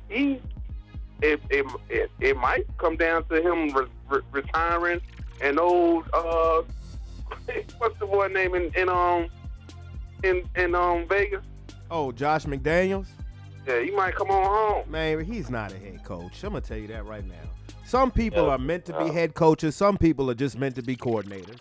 Josh McDaniels is a coordinator. Coordinator. He's a coordinator. I mean, you know what? To be honest, if I'm Robert Kraft, I agree with you guys, but I would let him know, if you want to be the coach, you're still gonna go down as the greatest coach in history. Blah blah blah. But yeah, if you don't want to just stick to coaching, then we will celebrate you, but you will have to gracefully bow out. Now you know what he's in it for. Now he wants to pass Don Shula's record. He needs, he needs what, 13 more wins to get to Don Shula's record. That 13 wins seems like that's a long way away with the way they play. Yeah, I don't know what I should have took the Jags when I wanted to, because I said they stayed, and I was like, they stayed over there. I should have took them, but I was like, no. I don't know if you noticed the theme, which is why I actually put the 49ers on upset alert. When it's so far this season, when a team has just mollywopped the shit out of another team, there's been a letdown the following week. Think about what Miami did to us. Then they ran into Buffalo. Think about what Buffalo did to Miami. Then they went to Jacksonville. So I don't know if that's gonna be a recurring theme. I don't know if this means that San Francisco is gonna go to Cleveland, because Cleveland's defense is real and they're coming off of a bye week. So I would just encourage the 49ers to be careful. But yeah, but back to Belichick, yeah, man. That I mean, more and more Tom Brady is looking better. That's all I can say. You ain't never lied. Tom Brady is looking better more and more by the fucking game. Mm-hmm. Because they lost last week to the Cowboys 38-3. And then you skunked in your own house. That's never happened to him before. By New Orleans saying there ain't nothing special about the Saints offense this season. And who else we talking about? We talking about I think Russell Wilson played pretty good. You know what I'm saying? I think the defense that was, you know what I'm saying? I told y'all what would happen. I said if the Jets run the ball, they win the game. It was that simple. Give the ball to Breece Hall and Dalvin Cook and get the fuck out the way. That's it. We have the worst defense in the league. I picked Breece Hall on every fantasy game I played. I sure did. And I won some money. Not a lot, but enough where I ain't got to spend my own money to play this week. Yes. I know, look, I'm realistic about my team. Now, what did you think about Philly and the Rams? I just think we need to give Sean some blood pressure pills, because they putting him through some Ringo over there, boy. Get you a life alert. They want to Don't even know life. Not for last week's game, not for the game against the Rams. I mean, they was winning at first. You know what I'm saying? I'm talking about in it as a whole for what our brother Sean has been through. You know what I'm saying? Sean should be collecting a hazard check. I'm gonna tell you something about this fucking Eagles, man. Sean, put the phone down. I ain't going nowhere, bye. This nigga, when it comes down to it, them people just outplay them. They just outwork a motherfucker. You know what I'm saying? They just outbeat. I mean, I don't know if it came from last year or came from. I think that Super Bowl loss is just driving them, because every time it look like they might lose, they be like, oh no, and they turn into a. They just they may be the best, the most talented, one of the most talented rosters, but they definitely one of the most hard-working rosters out there. Yeah, they are a blue-collar roster. That's one reason why I fuck with them, because the way they approach the game is that of a throwback team. They outwork you, Jack. That's what they got going for They them. beat you down. I just take away from scheme. I mean, yeah, but you said beat you down, but that's the teams they mollywop. But on them close games, I'm not even talking about the teams that they mollywop. I'm talking about the close games. It's the constant punches to the gut. Also known as a 14-play, 9-minute drive where 12 of them bitches are runs, and you can't do anything about it. Let me tell you something about the Eagles from what I've seen. For one, they have the most unstoppable play in football. Call it the brotherly shove, the tush push. It's so damn dominant and so damn unstoppable. They bulldozed Aaron Donald like he was a little bitch on Sunday. It doesn't matter. It's so dominant that the league is talking about banning it, which I think is fucked up, by the way. The Eagles have something that only, I believe, the Detroit Lions have, and the Eagles is better.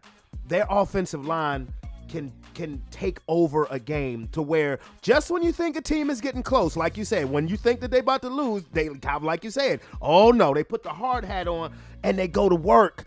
You could pull, it could be a 3-point game with 12 minutes to go in the quarter, and they gonna go on a long, eat your clock up, eat your defensive pride up ass drive, and they gonna score a touchdown, and you gonna have 1 minute and 5 seconds left to go on the clock, and there ain't shit you can do about it. I think they're going to change the rule not because the Eagles are going to keep using it successfully. What's going to happen is the wrong team is going to use it and win, and the league is going to lose money, and then they're going to change. Well, I've seen other teams try to do it, and they're not as successful. Like, matter of fact, I saw the Colts try to do it with Gardner Minshew. It was pathetic. Yeah, well, he's Flacco Falco for a reason now. Now, Sean, hold on, Cal. Sean, I'm sorry. What was your overall takeaway from the week, Calvin? Shut the fuck up. I mean, you know. Falco, though. Some tough injuries. Starting Minnesota and Jefferson. It was pretty tough. Yeah. Them losing out on Justin Jefferson, and that's going to really hurt Minnesota and Kirk. Maybe they'll want to trade him to the Jets. Mm-hmm. After they lose out as a fire sale going on, because I mean, without Justin Jefferson, I don't really see too much of Minnesota doing anything this season, and they might be looking to move on from Kurt at this time, trying to find them a better, different quarterback to kind of get them over the hump. Maybe so. So you might want to stay on the lookout for that. As far as let's see here, give me a second. Oh, Lord, we're gonna have to do this from the. Hold on. Give me a second. I think. Yeah, no, go ahead. Oh, okay. Yeah. I was saying as far as the 49ers, let's start with the 49ers and the Cowboys. For real. Like, just to be honest with you, I really thought that it was going to be more of a competition because everybody was talking about the Cowboys and how much of good defense and stuff they was. So I was really hoping to see like a real good game. But of course, you fool you. As they were. You've been hoodwinked. Yeah, I mean, it was good, but you know what I'm saying. And the 49ers, I mean, they look. They good, man. I'm gonna tell you what they look like. They look like how we looked like with our offensive coordinator and everything at the beginning of last year. Like they looked like they clicking on all cylinders right now. And as far as the offensive weapons, because they got so many weapons. Purdy's a bad motherfucker, though, bro. Yeah, you can't key on him. And Purdy's serviceable, and he's dotting that ball. You know what I'm saying? Mm-hmm. He's not just somebody who's just trying to dink and dunk and make sure to take care of the ball. Like, they're letting that boy throw that ball down the field. You know what I'm saying? And them bitches be right on the money, too. Yeah, he dotting them. So you got to give heads off to the 49ers and shit right now. Though. My only problem with them niggas is they was just whining. You know what I'm saying? Like, oh, if we would have had him. If he was in there, if y'all would have had him, y'all still would have caught that L because last year was our year, bro. This year, it's going to be a little tough. I really can't wait to that game. You know what I'm saying? I just hope. Yeah, I think that may determine who has home field, bro. You said what? I said I think that game is going to determine who has home field. Yeah, and that shit is in Philly, so that joint gonna be the game. You know what I'm saying? So the 49ers would have beat y'all with Purdy last year in the playoffs. You said what? You heard me. You said, do I think they could have beat us with Purdy last year? Yeah. Did they have Purdy last year? No, they didn't. They had him. He got hurt. He got hurt. Exactly. So even if he was in that motherfucker, he would have got fucking hurt. He got hurt in that game, bro.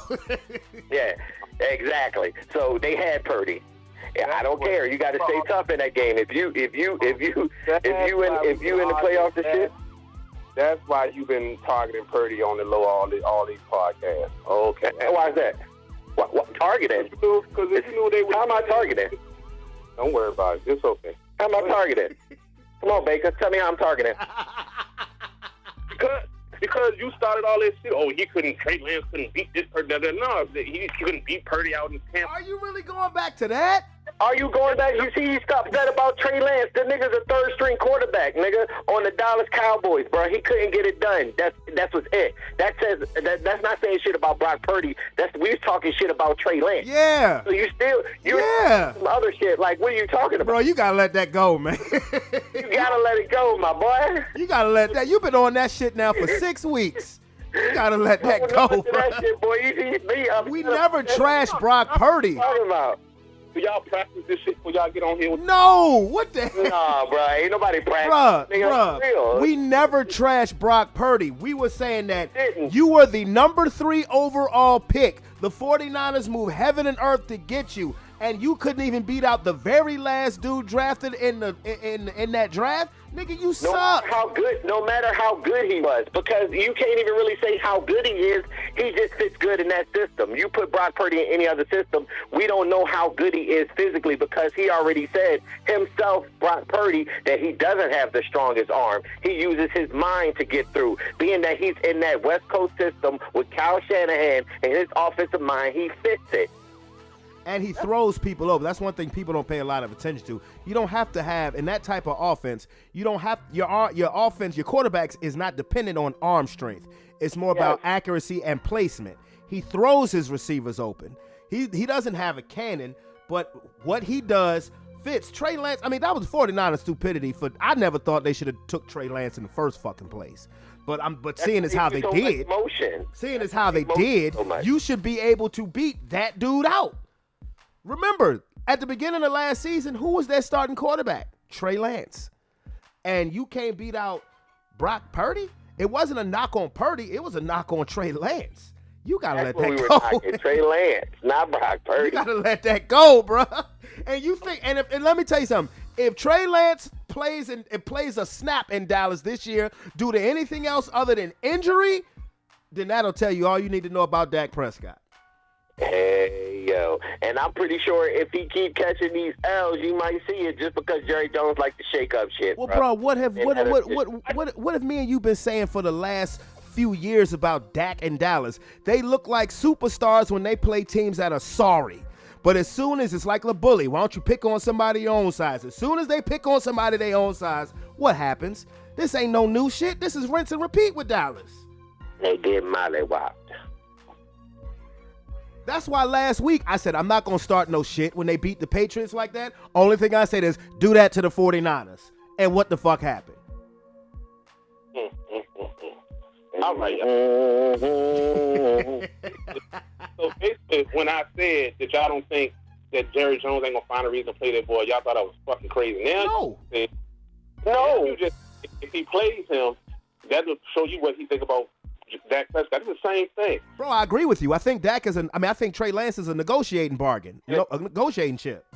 And the thing about the point you made about Purdy being in any other system is irrelevant as the back of my motherfucking ass, because he's not in the other. He's in this system, and he's killing it. You say he couldn't beat the dude because he was the last pick of the draft. It don't matter when he was drafted. You saw what he did on the field. Okay, but you know what? I don't disagree with you. But you drafted him, right? You drafted him. He was Mr. Irrelevant, right? You drafted him. You had that whole offseason of after you drafted him to look at him, Trey Lance, and Jimmy Garoppolo. You could have put if you thought Brock Purdy was that perfect for your damn system, you could have put him in then. You could have started the season out with him as the quarterback instead of Trey Lance. You brought up depth chart earlier about 2 minutes ago. So that offseason, whatever. What string was he? Third string. So how many? I give you 3 guesses. How many? What team reps do you think he got? You mean like first team reps? There you go. You're a smart lad. Yeah. How many? What you think he got?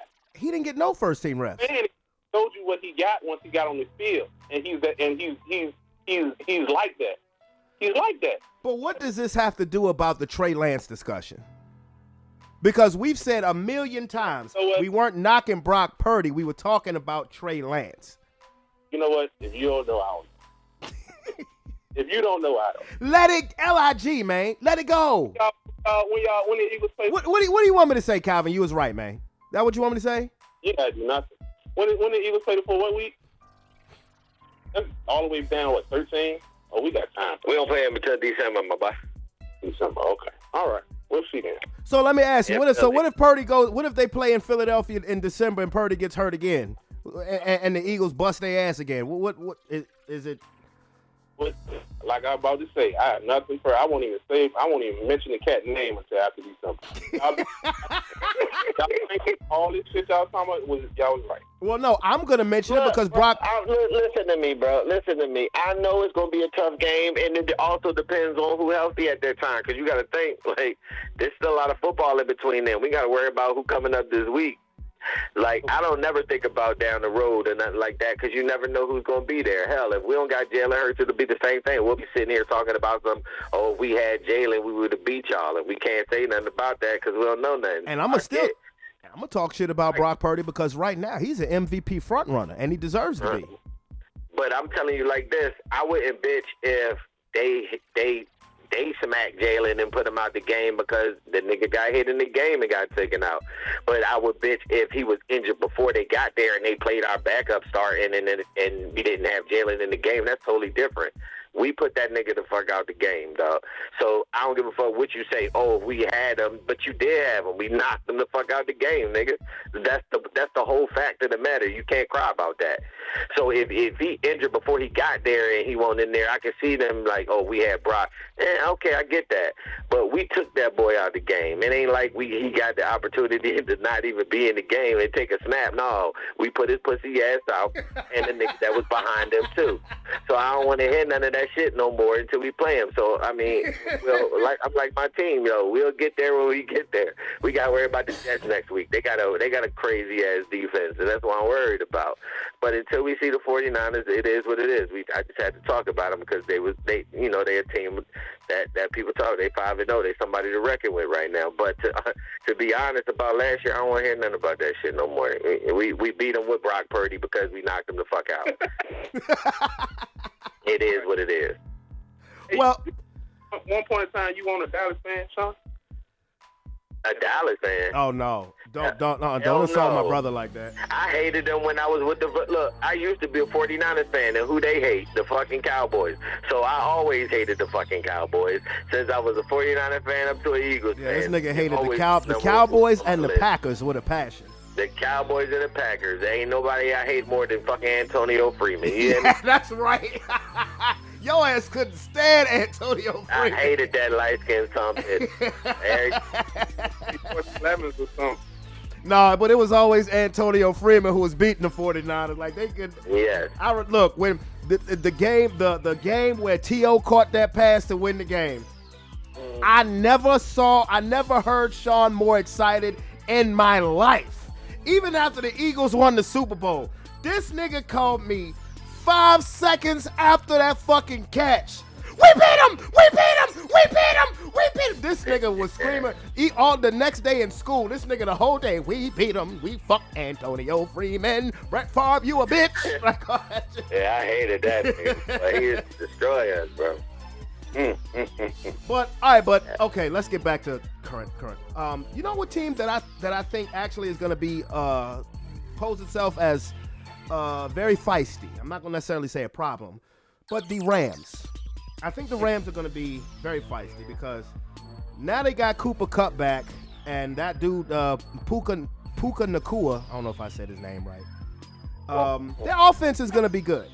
I think their offense is going to be all right. They have a pretty live defense. So I actually, I was impressed at the way Philly beat them because at the beginning of that game, I thought that shit was going to be a shootout. Yeah, none of that shit, bitch. I'm sorry. I'm over here trying to get my Twitch and shit up for my fucking streaming, and nigga be trying to add these goddamn clips and sounds. I don't know nothing about that shit. I ain't doing none of that. You want to hear no ding ding? You want to hear this shit? All right, now, before we start making these picks, I wanted to ask you guys about the situation with University of Miami, their game Saturday night against Georgia Tech. Now, neither of you guys know what happened, so I'm gonna give you the scenario so I can get your on-field. I'm gonna get your natural reaction, your authentic reaction.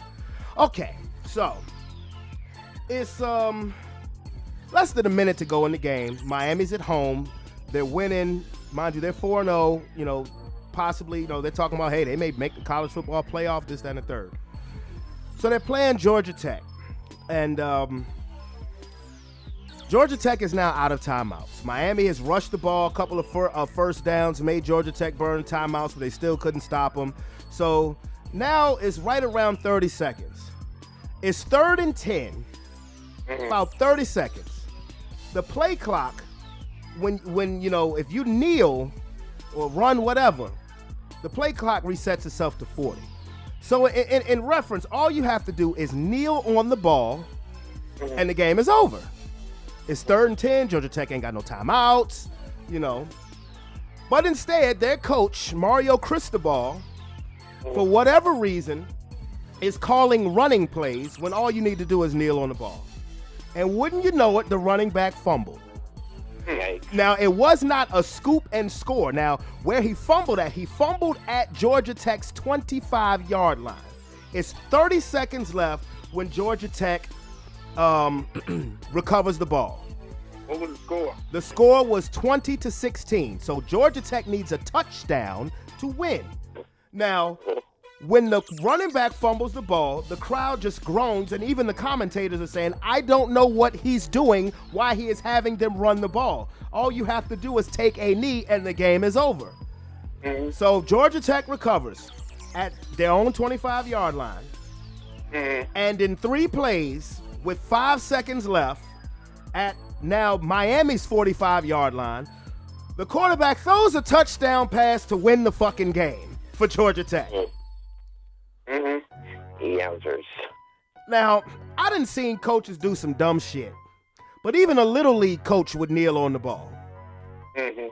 Now, if you were and then the funny part is, when the Georgia Tech quarterback threw the ball for the touchdown, when the receiver was running in the end zone, all you saw was a bunch of bottles fly onto the field. Them motherfuckers was pissed. What would you do if you was that coach in Miami after the game? I gotta move, Jack. Oh, yeah, you gotta get the fuck up out of here. Hey, man, what the fuck are you doing? I thought you was getting ready to say somebody ran on the field or the referees fucked up. Well, now here's the funny part about it. If you watch the replay of the fumble, it looked like the runner's elbow was down by contact. But, you know, nobody gives a fuck about that, because why were you running the ball in the first place? Yeah, that's what you get. That's his fault. That's what you get. Who the coach was? Mario Cristobal. Cristobal. Sound like a white dude. No, he's a Cuban. Oh. He's Cuban. Oh. He's Cuban, and he went to the U back, you know, he went to the U when The Rock was there. Oh, he like to gamble. And he's an offensive lineman who believes that kneeling on the ball is dishonorable. Fuck that. What? That what? That's what? What? That's what you fight for all 60 minutes, to be able to kneel the fucking ball. To go into victory formation. Victory for fucking nation. What the fuck is going on? Like, victory. Now, would you guys just go to your office in the stadium and cry? Would you fear that somebody will have vandalized your vehicle? First of all, I wouldn't even never did no shit like that, so I don't understand what he going through, my boy. But what I can tell you, go ahead. He point shaving. Yeah, that nigga doing some cheating. He might want to check his bank account in 2 or 3 days. He looked up in the stands like the kicker did on the replacements and seen the goons and shit, and was like, run it. Run it. Now, what were you saying, Southern Sean? You said what you would have liked to have known. I mean, what do you do? Like, I mean, and the thing about it is that afterwards, literally, you saw one of the offensive linemen on Miami literally crying, and you could read his lips saying, "What the fuck are we doing?"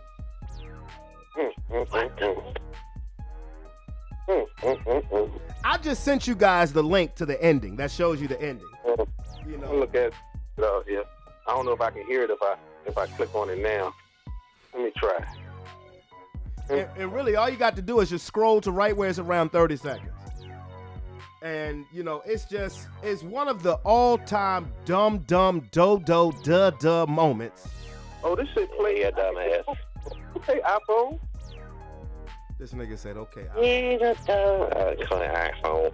No, I'm thinking about switching, man. I'm tired of not having people talk to me in group chats because I ain't got the blue bubble or whatever that means.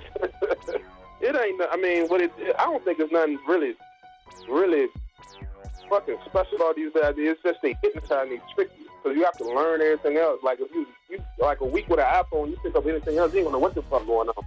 It's a racket. It's a Ponzi scheme. You said it's a Ponzi scheme? What they do is, okay, let's say the iPhone 13. You got the iPhone 13, the iPhone 13 medium, I forget the real word, but then you got the iPhone 13 extra cheap. When the i14 come out, the i14 regular is gonna be the 13 extra cheap. You dig what I'm saying? It's the same shit over and over and over. Man, I ain't paying no $1,000 for no fucking phone. I'll tell you that. Hell nah, nigga. Fucking phone. So my daddy had his cell phone for years, and you know he can't use it no more. So when it came a bit, when Mama was like, "Shit, on this phone," I'm like, "Yeah, fuck it." I was just saying what she was gonna say. You know what I'm saying? Because you never know with her. You know what I'm saying? Yeah. I was like, what kind of phone you want? I was like, "Shit, give me an iPhone." I know that's right. Nigga, I've been boost mobile. Nigga, I've been boost mobile because you met me. I ain't know about this shit. This shit was on silent mode for like 3 weeks. I had to get my 16-year-old niece to fix this shit for me. I still don't know what this shit is. Yeah, bro. You know what I'm Too much. Oh, yeah, the iPhone, that's a young nigga phone, bro. You be in this creep because you be watching undesirables on your phone and then Siri come on over. I set your alarm for 7. Whoa, who the fuck? You saw this shit? You know, so you gotta remember, it's another person in this fucking phone. You know what I'm saying? I'm saying. Oh, man.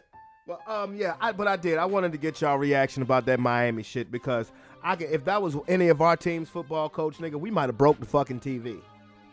Oh, absolutely.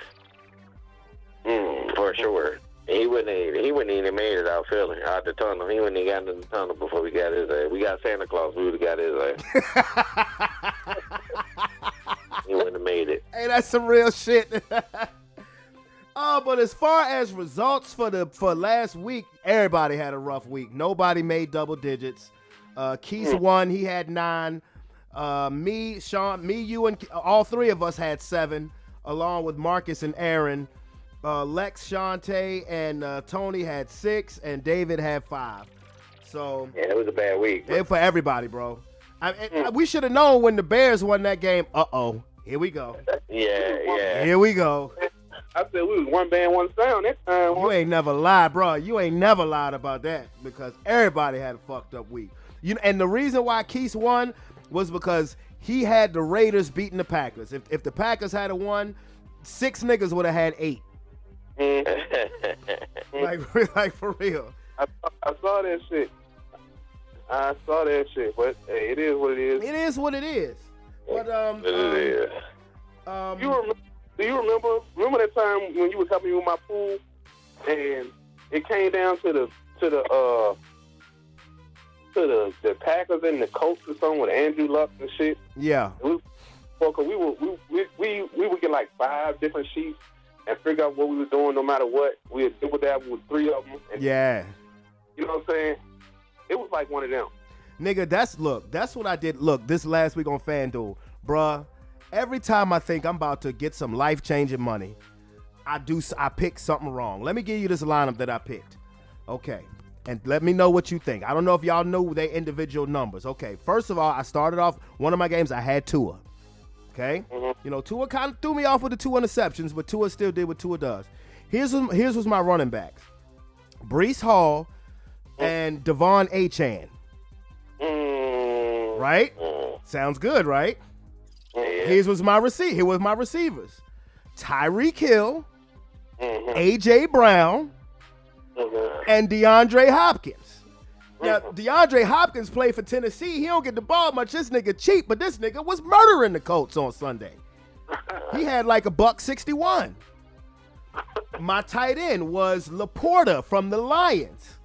He caught 2 touchdown passes. My flex player, which usually by the time I get to my flex player, I ain't got that much money left, so that's really a wing and a prayer. I picked Taysom Hill, you know, blah, blah, blah. But I'm like, yo, that sounds like a great lineup, right? But guess who I had as my defense? What? The motherfucking Patriots. Yikes. Motherfucking Patriots. Anybody but the Patriots. Nigga. And the thing is, I was waffling over Patriots and Saints because I'm like, Lord, this going to be an ugly game. But the Patriots just got embarrassed by Dallas. I know they going to bounce back. They at home. Nigga. Yikes. Nigga, that took me from winning potentially 5 figures to fucking $20. That's crazy. I'm dead ass Like- serious, bro. It'd be like that. My uncle, Max, this time was fucking Van Jefferson didn't get not 1 point. The Bills, You know they just traded him today, right? they traded him today. Van Jefferson, he got traded to the Falcons. Dalvin Cook is, I don't know what's going on with him. I mean, I lost 80 to 1. Yeah, he surprised me. I thought he was gonna do something Who? over there in the Jets. Oh yeah, if I was Dalvin Cook, I would ask to be released. Real shit. And I tricked him into taking Burrow out. He took Burrow out and put fucking Russell Wilson in, and Russell Wilson did his thing. Russell Wilson didn't do bad, but Burrow did better.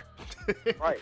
So even Way better. I still lost by almost 40 points. And it's Oh, bruh. And Jeff, who was S. Moore? Who?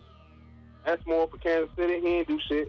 Oh, Sky Moore. Got more. Yeah. The wide receiver. Yeah. They rookie, ain't it? Nothing. He was a rookie last year. So I'm blaming this from the Bills and the fucking the Bills and Van Jefferson. Then in my other league, Richardson was my quarterback. I started him over David Carr, You mean Derek Carr? whatever the nigga is. But that wasn't bad. That wasn't a bad. Honestly, that wasn't a bad move. Richardson just got hurt. My God, this shit, boy. Bro, I made the same fucking mistake, bro. In my other fantasy league joint, I took out Joe Burrow for Lamar Jackson. Oops. Man, y'all gotta show me how y'all do this shit. next time I'm with you. Next time I come around there, I'll show you. Yeah, it's not. Sports betting. So when I first started doing that, Well, I showed you how to do the FanDuel shit, Sean. I was drafting like I was getting Why ready. not do that shit?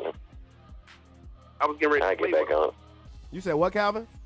I said I was. You get ready to play with him. You talking about Paul's? I mean, you know how when you draft play, and you ain't never been in a fantasy draft before. Yeah, no, just fucking with you. This nigga on his Cam and May shit. Paul, son. Whatever you said, B, pause. Paul, V. Goddamn, but all right, let's get to these picks. Sean, I'll start with you, sir. This should be an easy one Thursday night. Denver at Kansas City. Man, let me see. Man, shut the fuck up. Who's at home? I just like, It don't matter. KC. It'll be a shocker if y'all beat them. That'll be the shocker of all Nigga, shockers. it'd be a shock if we show up.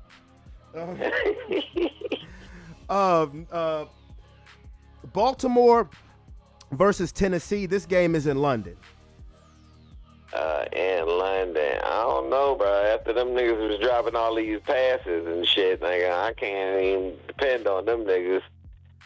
And they going up against some hitters. I'm gonna give it to Tennessee, bro. Tennessee. All right. Washington at Atlanta.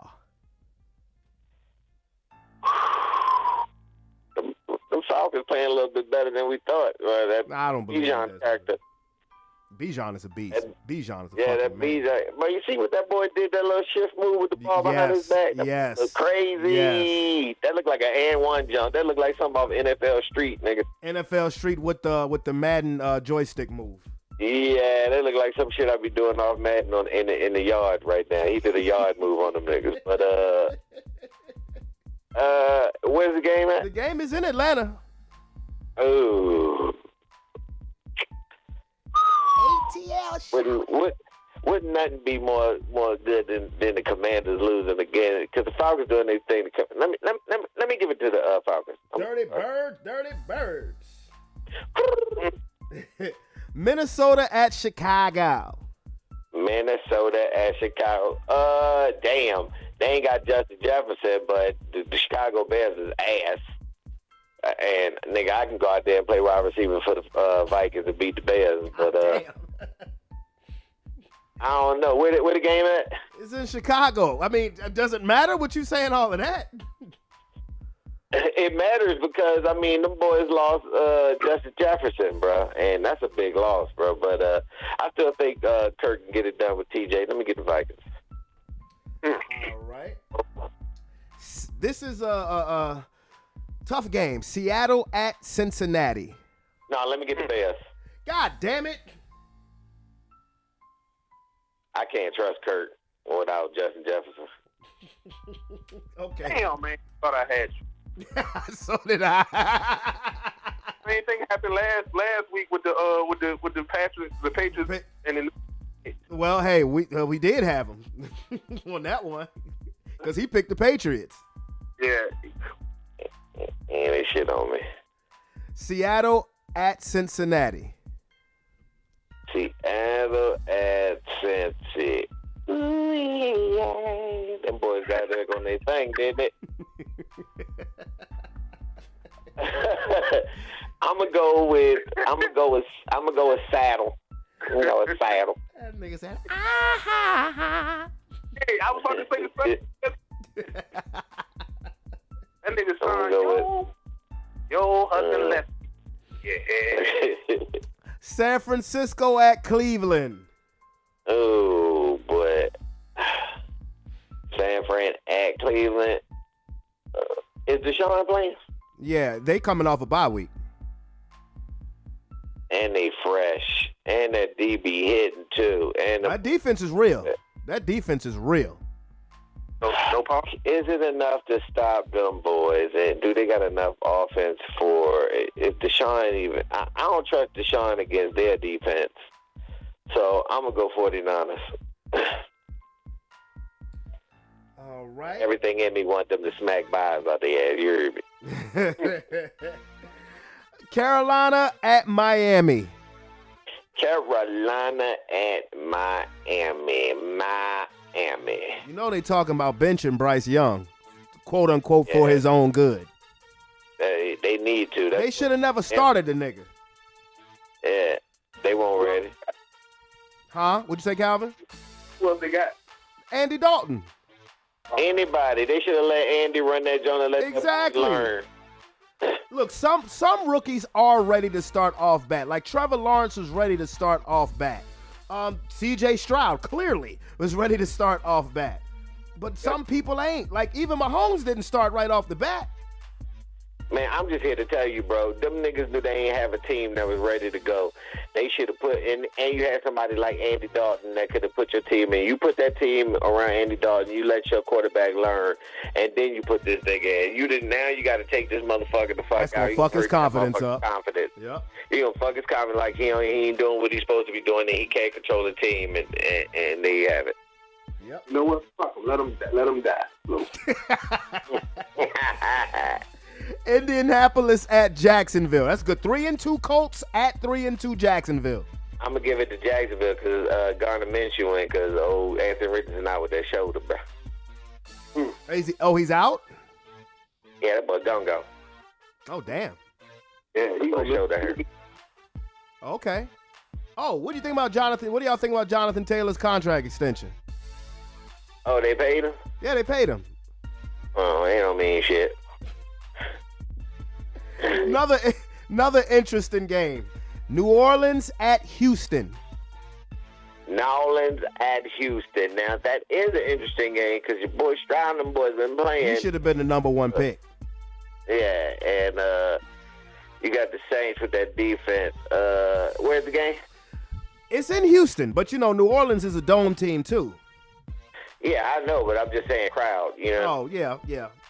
Crowd factor. Sometimes on the road, niggas can't play on the road and shit, but I'm going to go, but them boys are playing last week. I'm going to go Nolans.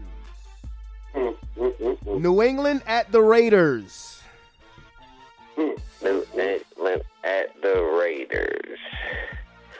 I'm going to go Raiders. Okay. Oh, he's saying Belichick is down, and he is at the bottom of the barrel. Arizona at the Los Angeles Rams. Arizona at the Rams. The Rams. I'm going to go to Rams. Okay. All right. Philadelphia at the Jets. You already know, player. You already know, player. Zach Wilson it is. All right. All right. This is a very interesting game. Detroit at Tampa Bay. 4-1 Detroit at 3-1 Tampa Bay. Battle of first place teams. And they do got to go to Tampa Bay. It's in Tampa Bay. Tampa Bay had a bye, ain't it? They are coming off a bye week. Okay, so Baker and them got fresh rest. They just lost a cornerback, and Detroit did, yeah. Yeah, Gardner Johnson's still out too, ain't it? I don't know. And David Montgomery be running that ball, but defensively running the ball, Tampa Bay got that. That's gonna be a good game. I'm gonna go because of that line. I'm gonna go Detroit. All right, New York Giants at Buffalo. New York Giants at man, come on, Buffalo. There you go. And Dallas. out with that neck. Monday Night Football, Dallas at the Chargers. Man, that Charger offense crazy.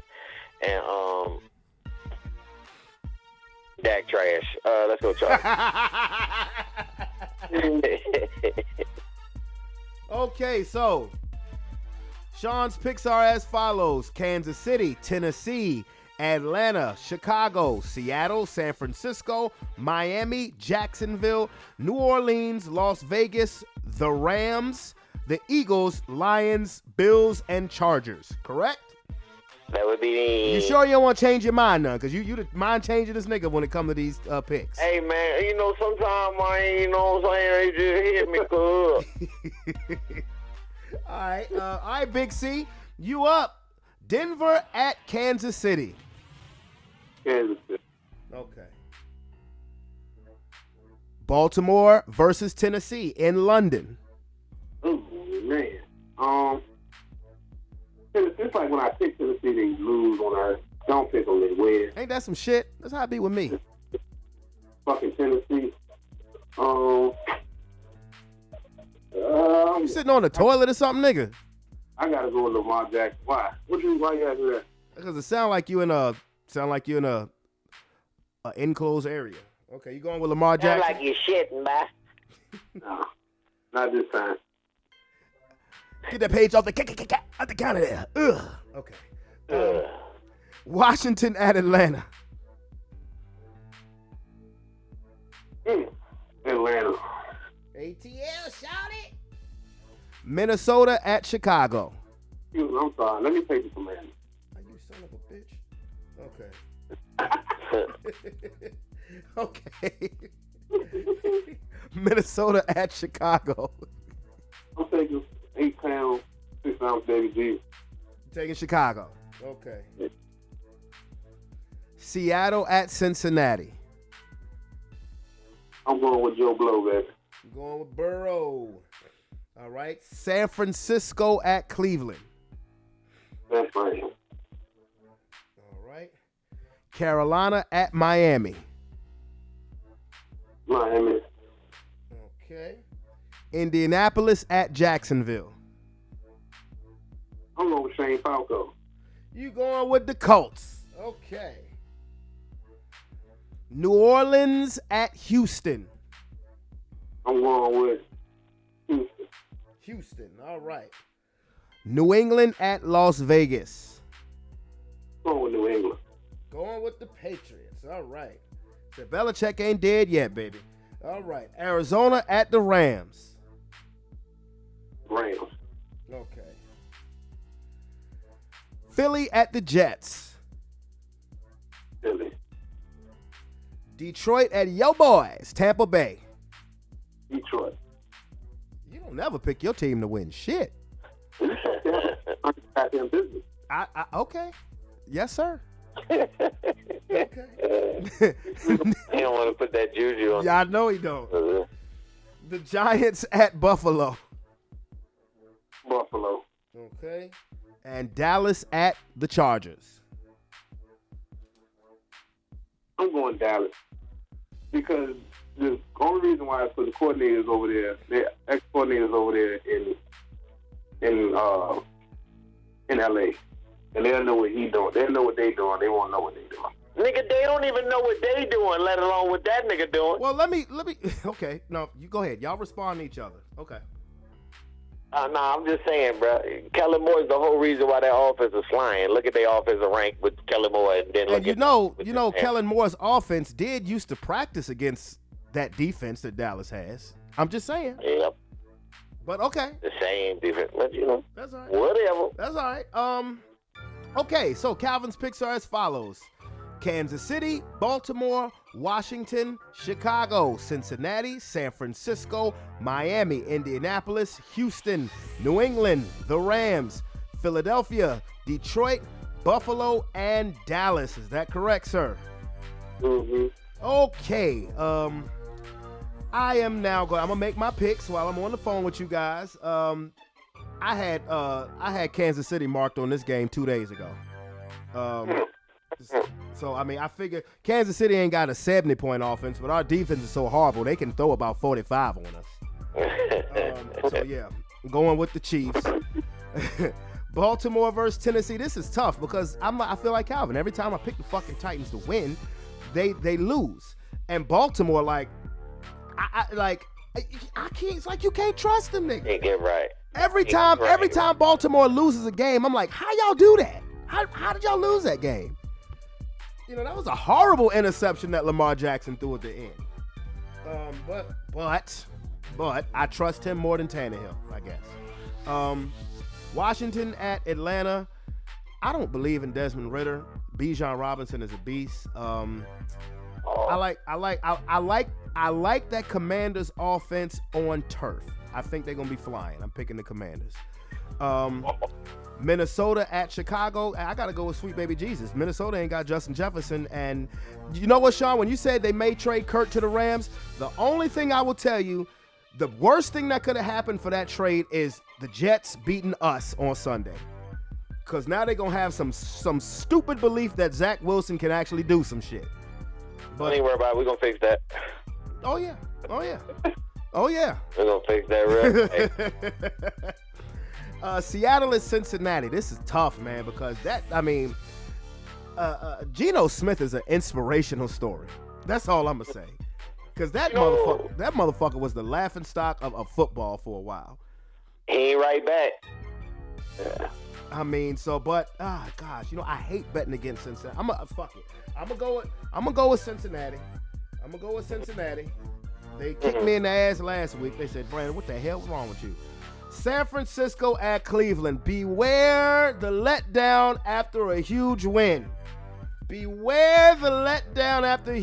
Cleveland's coming off of a bye. They rested. My only problem is if Nick Chubb was playing, I don't trust, because the Browns have a great offensive line too, bro. They have a top 5 offensive line. But God damn it. Let me come back to that one. Okay. Carolina at Miami. Yeah, Miami gonna put 40 on the niggas. Indy at Jacksonville. Jacksonville's problem is they don't like to win in America. No, they done won their last 2 games overseas, and they haven't won a game at home yet. But I can't go with Falco, Calvin. I gotta go with Jacksonville. New Orleans at Houston. Because I fuck with C.J. Stroud. Like that motherfucker. Like he should. Again, I think he should have been the number 1 pick, and he's proving that he should have been the number 1 pick. But that New Orleans, he ain't seen no defense like New Orleans yet. So I'm gonna have to go with the NO. And quietly, Alvin Kamara came back with a vengeance. New England at the Raiders. Bro, the Raiders are designed to lose a game like this. They are.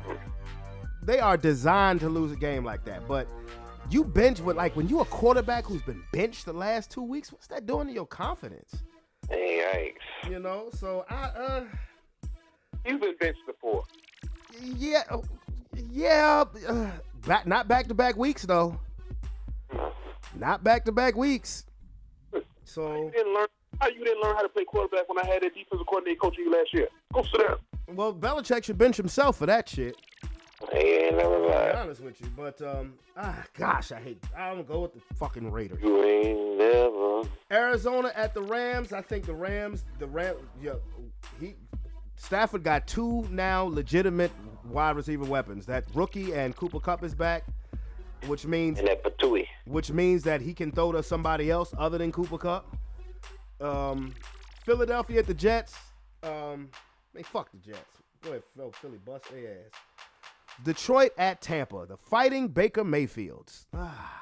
Maker. You know, the Fighting Baker Mayfields. You know, they're rested, but Detroit has that thing that Philly got. They got that offensive line that could just body punch the life out of you. And I gotta go with Detroit. And Aiden Hutchinson too, boy. Yeah, man. Look, Detroit is real, man. Detroit is real. They are no joke. And the Giants at Buffalo. I ain't give a fuck if Daniel Jones was playing. Buffalo. Now, this Dallas and Chargers game got me conflicted.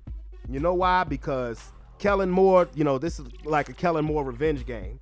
But the Chargers have the dumbest fucking head coach in the NFL. I've told y'all this. I think the person that is holding Justin Herbert back is Brandon Staley. Brandon Staley creates ways to lose games when he has them won. And huh? Point shape. Yeah, he may be, but it's like because the Chargers should win this game because you had Christian McCaffrey last week. Now you got to deal with Austin Eckler and Keenan Allen and all them boys. And we've seen if you can run the ball on Dallas, their defense is. And now you without Van Der Esch, who is one of your run stoppers. Yeah. But again, bro, the Chargers create ways to lose. Like if the Chargers had a competent head coach, I would say Chargers no brainer. But they create ways. You know what? Fuck it. This Kellen Moore gonna get his revenge. I'm going with the Superchargers. I'm going with the Chargers. And I go back to this San Francisco Cleveland game. I was talking myself into Cleveland, but no, I'm going San Francisco. No. You know what I mean? No, because I don't know. Okay. I don't have enough confidence in Cleveland's offense against the 49ers. The Cleveland defense is going to be. I think it's going to be a low-scoring, ugly-ass game. I think it's going to be a low-scoring, ugly-ass game. Only because the Cleveland defense. If they can keep them motherfuckers from doing their thing, which I think they can because they physical. That's just one thing about beating the 49ers. You have to be physical. And even though Cowboys is physical, and it was a low-scoring game until them niggas couldn't do nothing on offense. You have to be able to do something on offense to keep that ball out of there. They had too many opportunities. I agree 100%. I think that, but I really do. I'm still putting the 49ers on upset alert. I do because, that's been the trend. That's been the trend when a team really makes a statement win, a really eye-rousing win. So, and like I said, Cleveland's coming off of a bye. They fresh, they healthy, but I don't know. The 49ers might be a different animal because they've played the best. Because I think the top 5 defenses in the league, and y'all can agree and disagree if you want, and this is in no order. The 49ers, the Browns, the Saints, the Steelers and the Cowboys. And now I'm really ready to take the Cowboys out of that equation, but for right now, I'll leave them in there. But the 49ers have already seen the Cowboys and the Steelers, and they beat the fuck out of both of them. So that's why I'm like, nah, me. But any given Sunday. But so my picks are Chiefs, Ravens, Commanders, Bears, Bengals, 49ers, Dolphins, Jacksonville, New Orleans, Las Vegas, the Rams, the Eagles, the Lions, the Bills, the Chargers. Okay. Yep. So, fellas, I'm gonna get ready to get on up out of here. I had to hit y'all up so late. I had a Zoom meeting because I'm gonna be in this production. Oh, sure. Yeah. So I got a script. I got a lot of lines that I have to learn, and I'm trying to just make myself believe that I have the patience to do that. But I do. No, I'm serious, bro. Like, it'd be so much shit going on now. But the character, like, I love who I'm casted as. I love the character. You know. That's what it is, man. Yeah, man. November 18th, bro. That's when it is. November 18th, First African Baptist Church. That's when it is. Yeah. I'm sorry, man. The phone. What happened, man? What you doing? I'm doing a play, a fall production. Oh shit. Yeah. Okay. Yeah. Oh. Yeah, they reached out to me last week, and I said, and I've done stuff with them before, but I said, yeah, sure. And when I looked at the script, I was like, they told me the character they wanted me to play, and I looked at the script and I said, damn. I was like, all these long ass speeches, I got the fuck. To what was our home? But I love the character though. I do, you know. So tonight was a virtual, reading of Acts 1 and Act 2, and I got rehearsal in a couple more days to go over Act 3 and Act 4. So anyway, fellas. No. Basketball starts in 2 weeks. Nobody cares. There's the man that plays Not into the playoffs. That's true. There's too many games over there, bro. Or at least after All-Star break. I can. Yeah, I give it after football season is over is when I lock in. Yeah, I lock in after that when I ain't got shit else. Yeah, ain't nothing like getting something good to eat and fall asleep on a basketball game. You ain't never lied about that, bro. Nigga, I done fell asleep with a sandwich in hand watching a basketball game. But, but...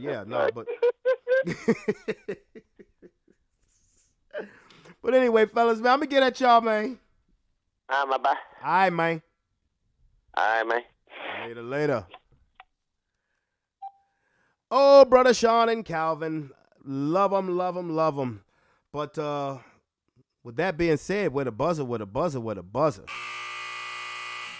I know there may be some strange irony of, me saying that I'm doing a production, a play in a church with the way that I speak sometimes on this podcast, but I gotta be me. And that's one reason why I've loved doing this podcast for so long now. We're coming up on 5 years. Next month makes 5 years of Sports Plus Life. It's just something that I love to do. Now, what I didn't mention to the fellas is that in this play, I do have to sing. There is a part where I do have to sing. I haven't sung a solo. I haven't done a solo in a couple years. So I don't even know if my voice is ready for that. Even though I do sing in the choir at St. Paul's Baptist Church. I don't even know, but I got to get ready. So I'm excited for that. But yes, I do have a potty mouth when I'm on my podcast, but please don't judge me, and I won't judge you. That's all I'm saying. But anyway, definitely hit that subscription button and become part of the Sports Plus Life family. It's your boy, Brandon Brevon Towns. I'm out this.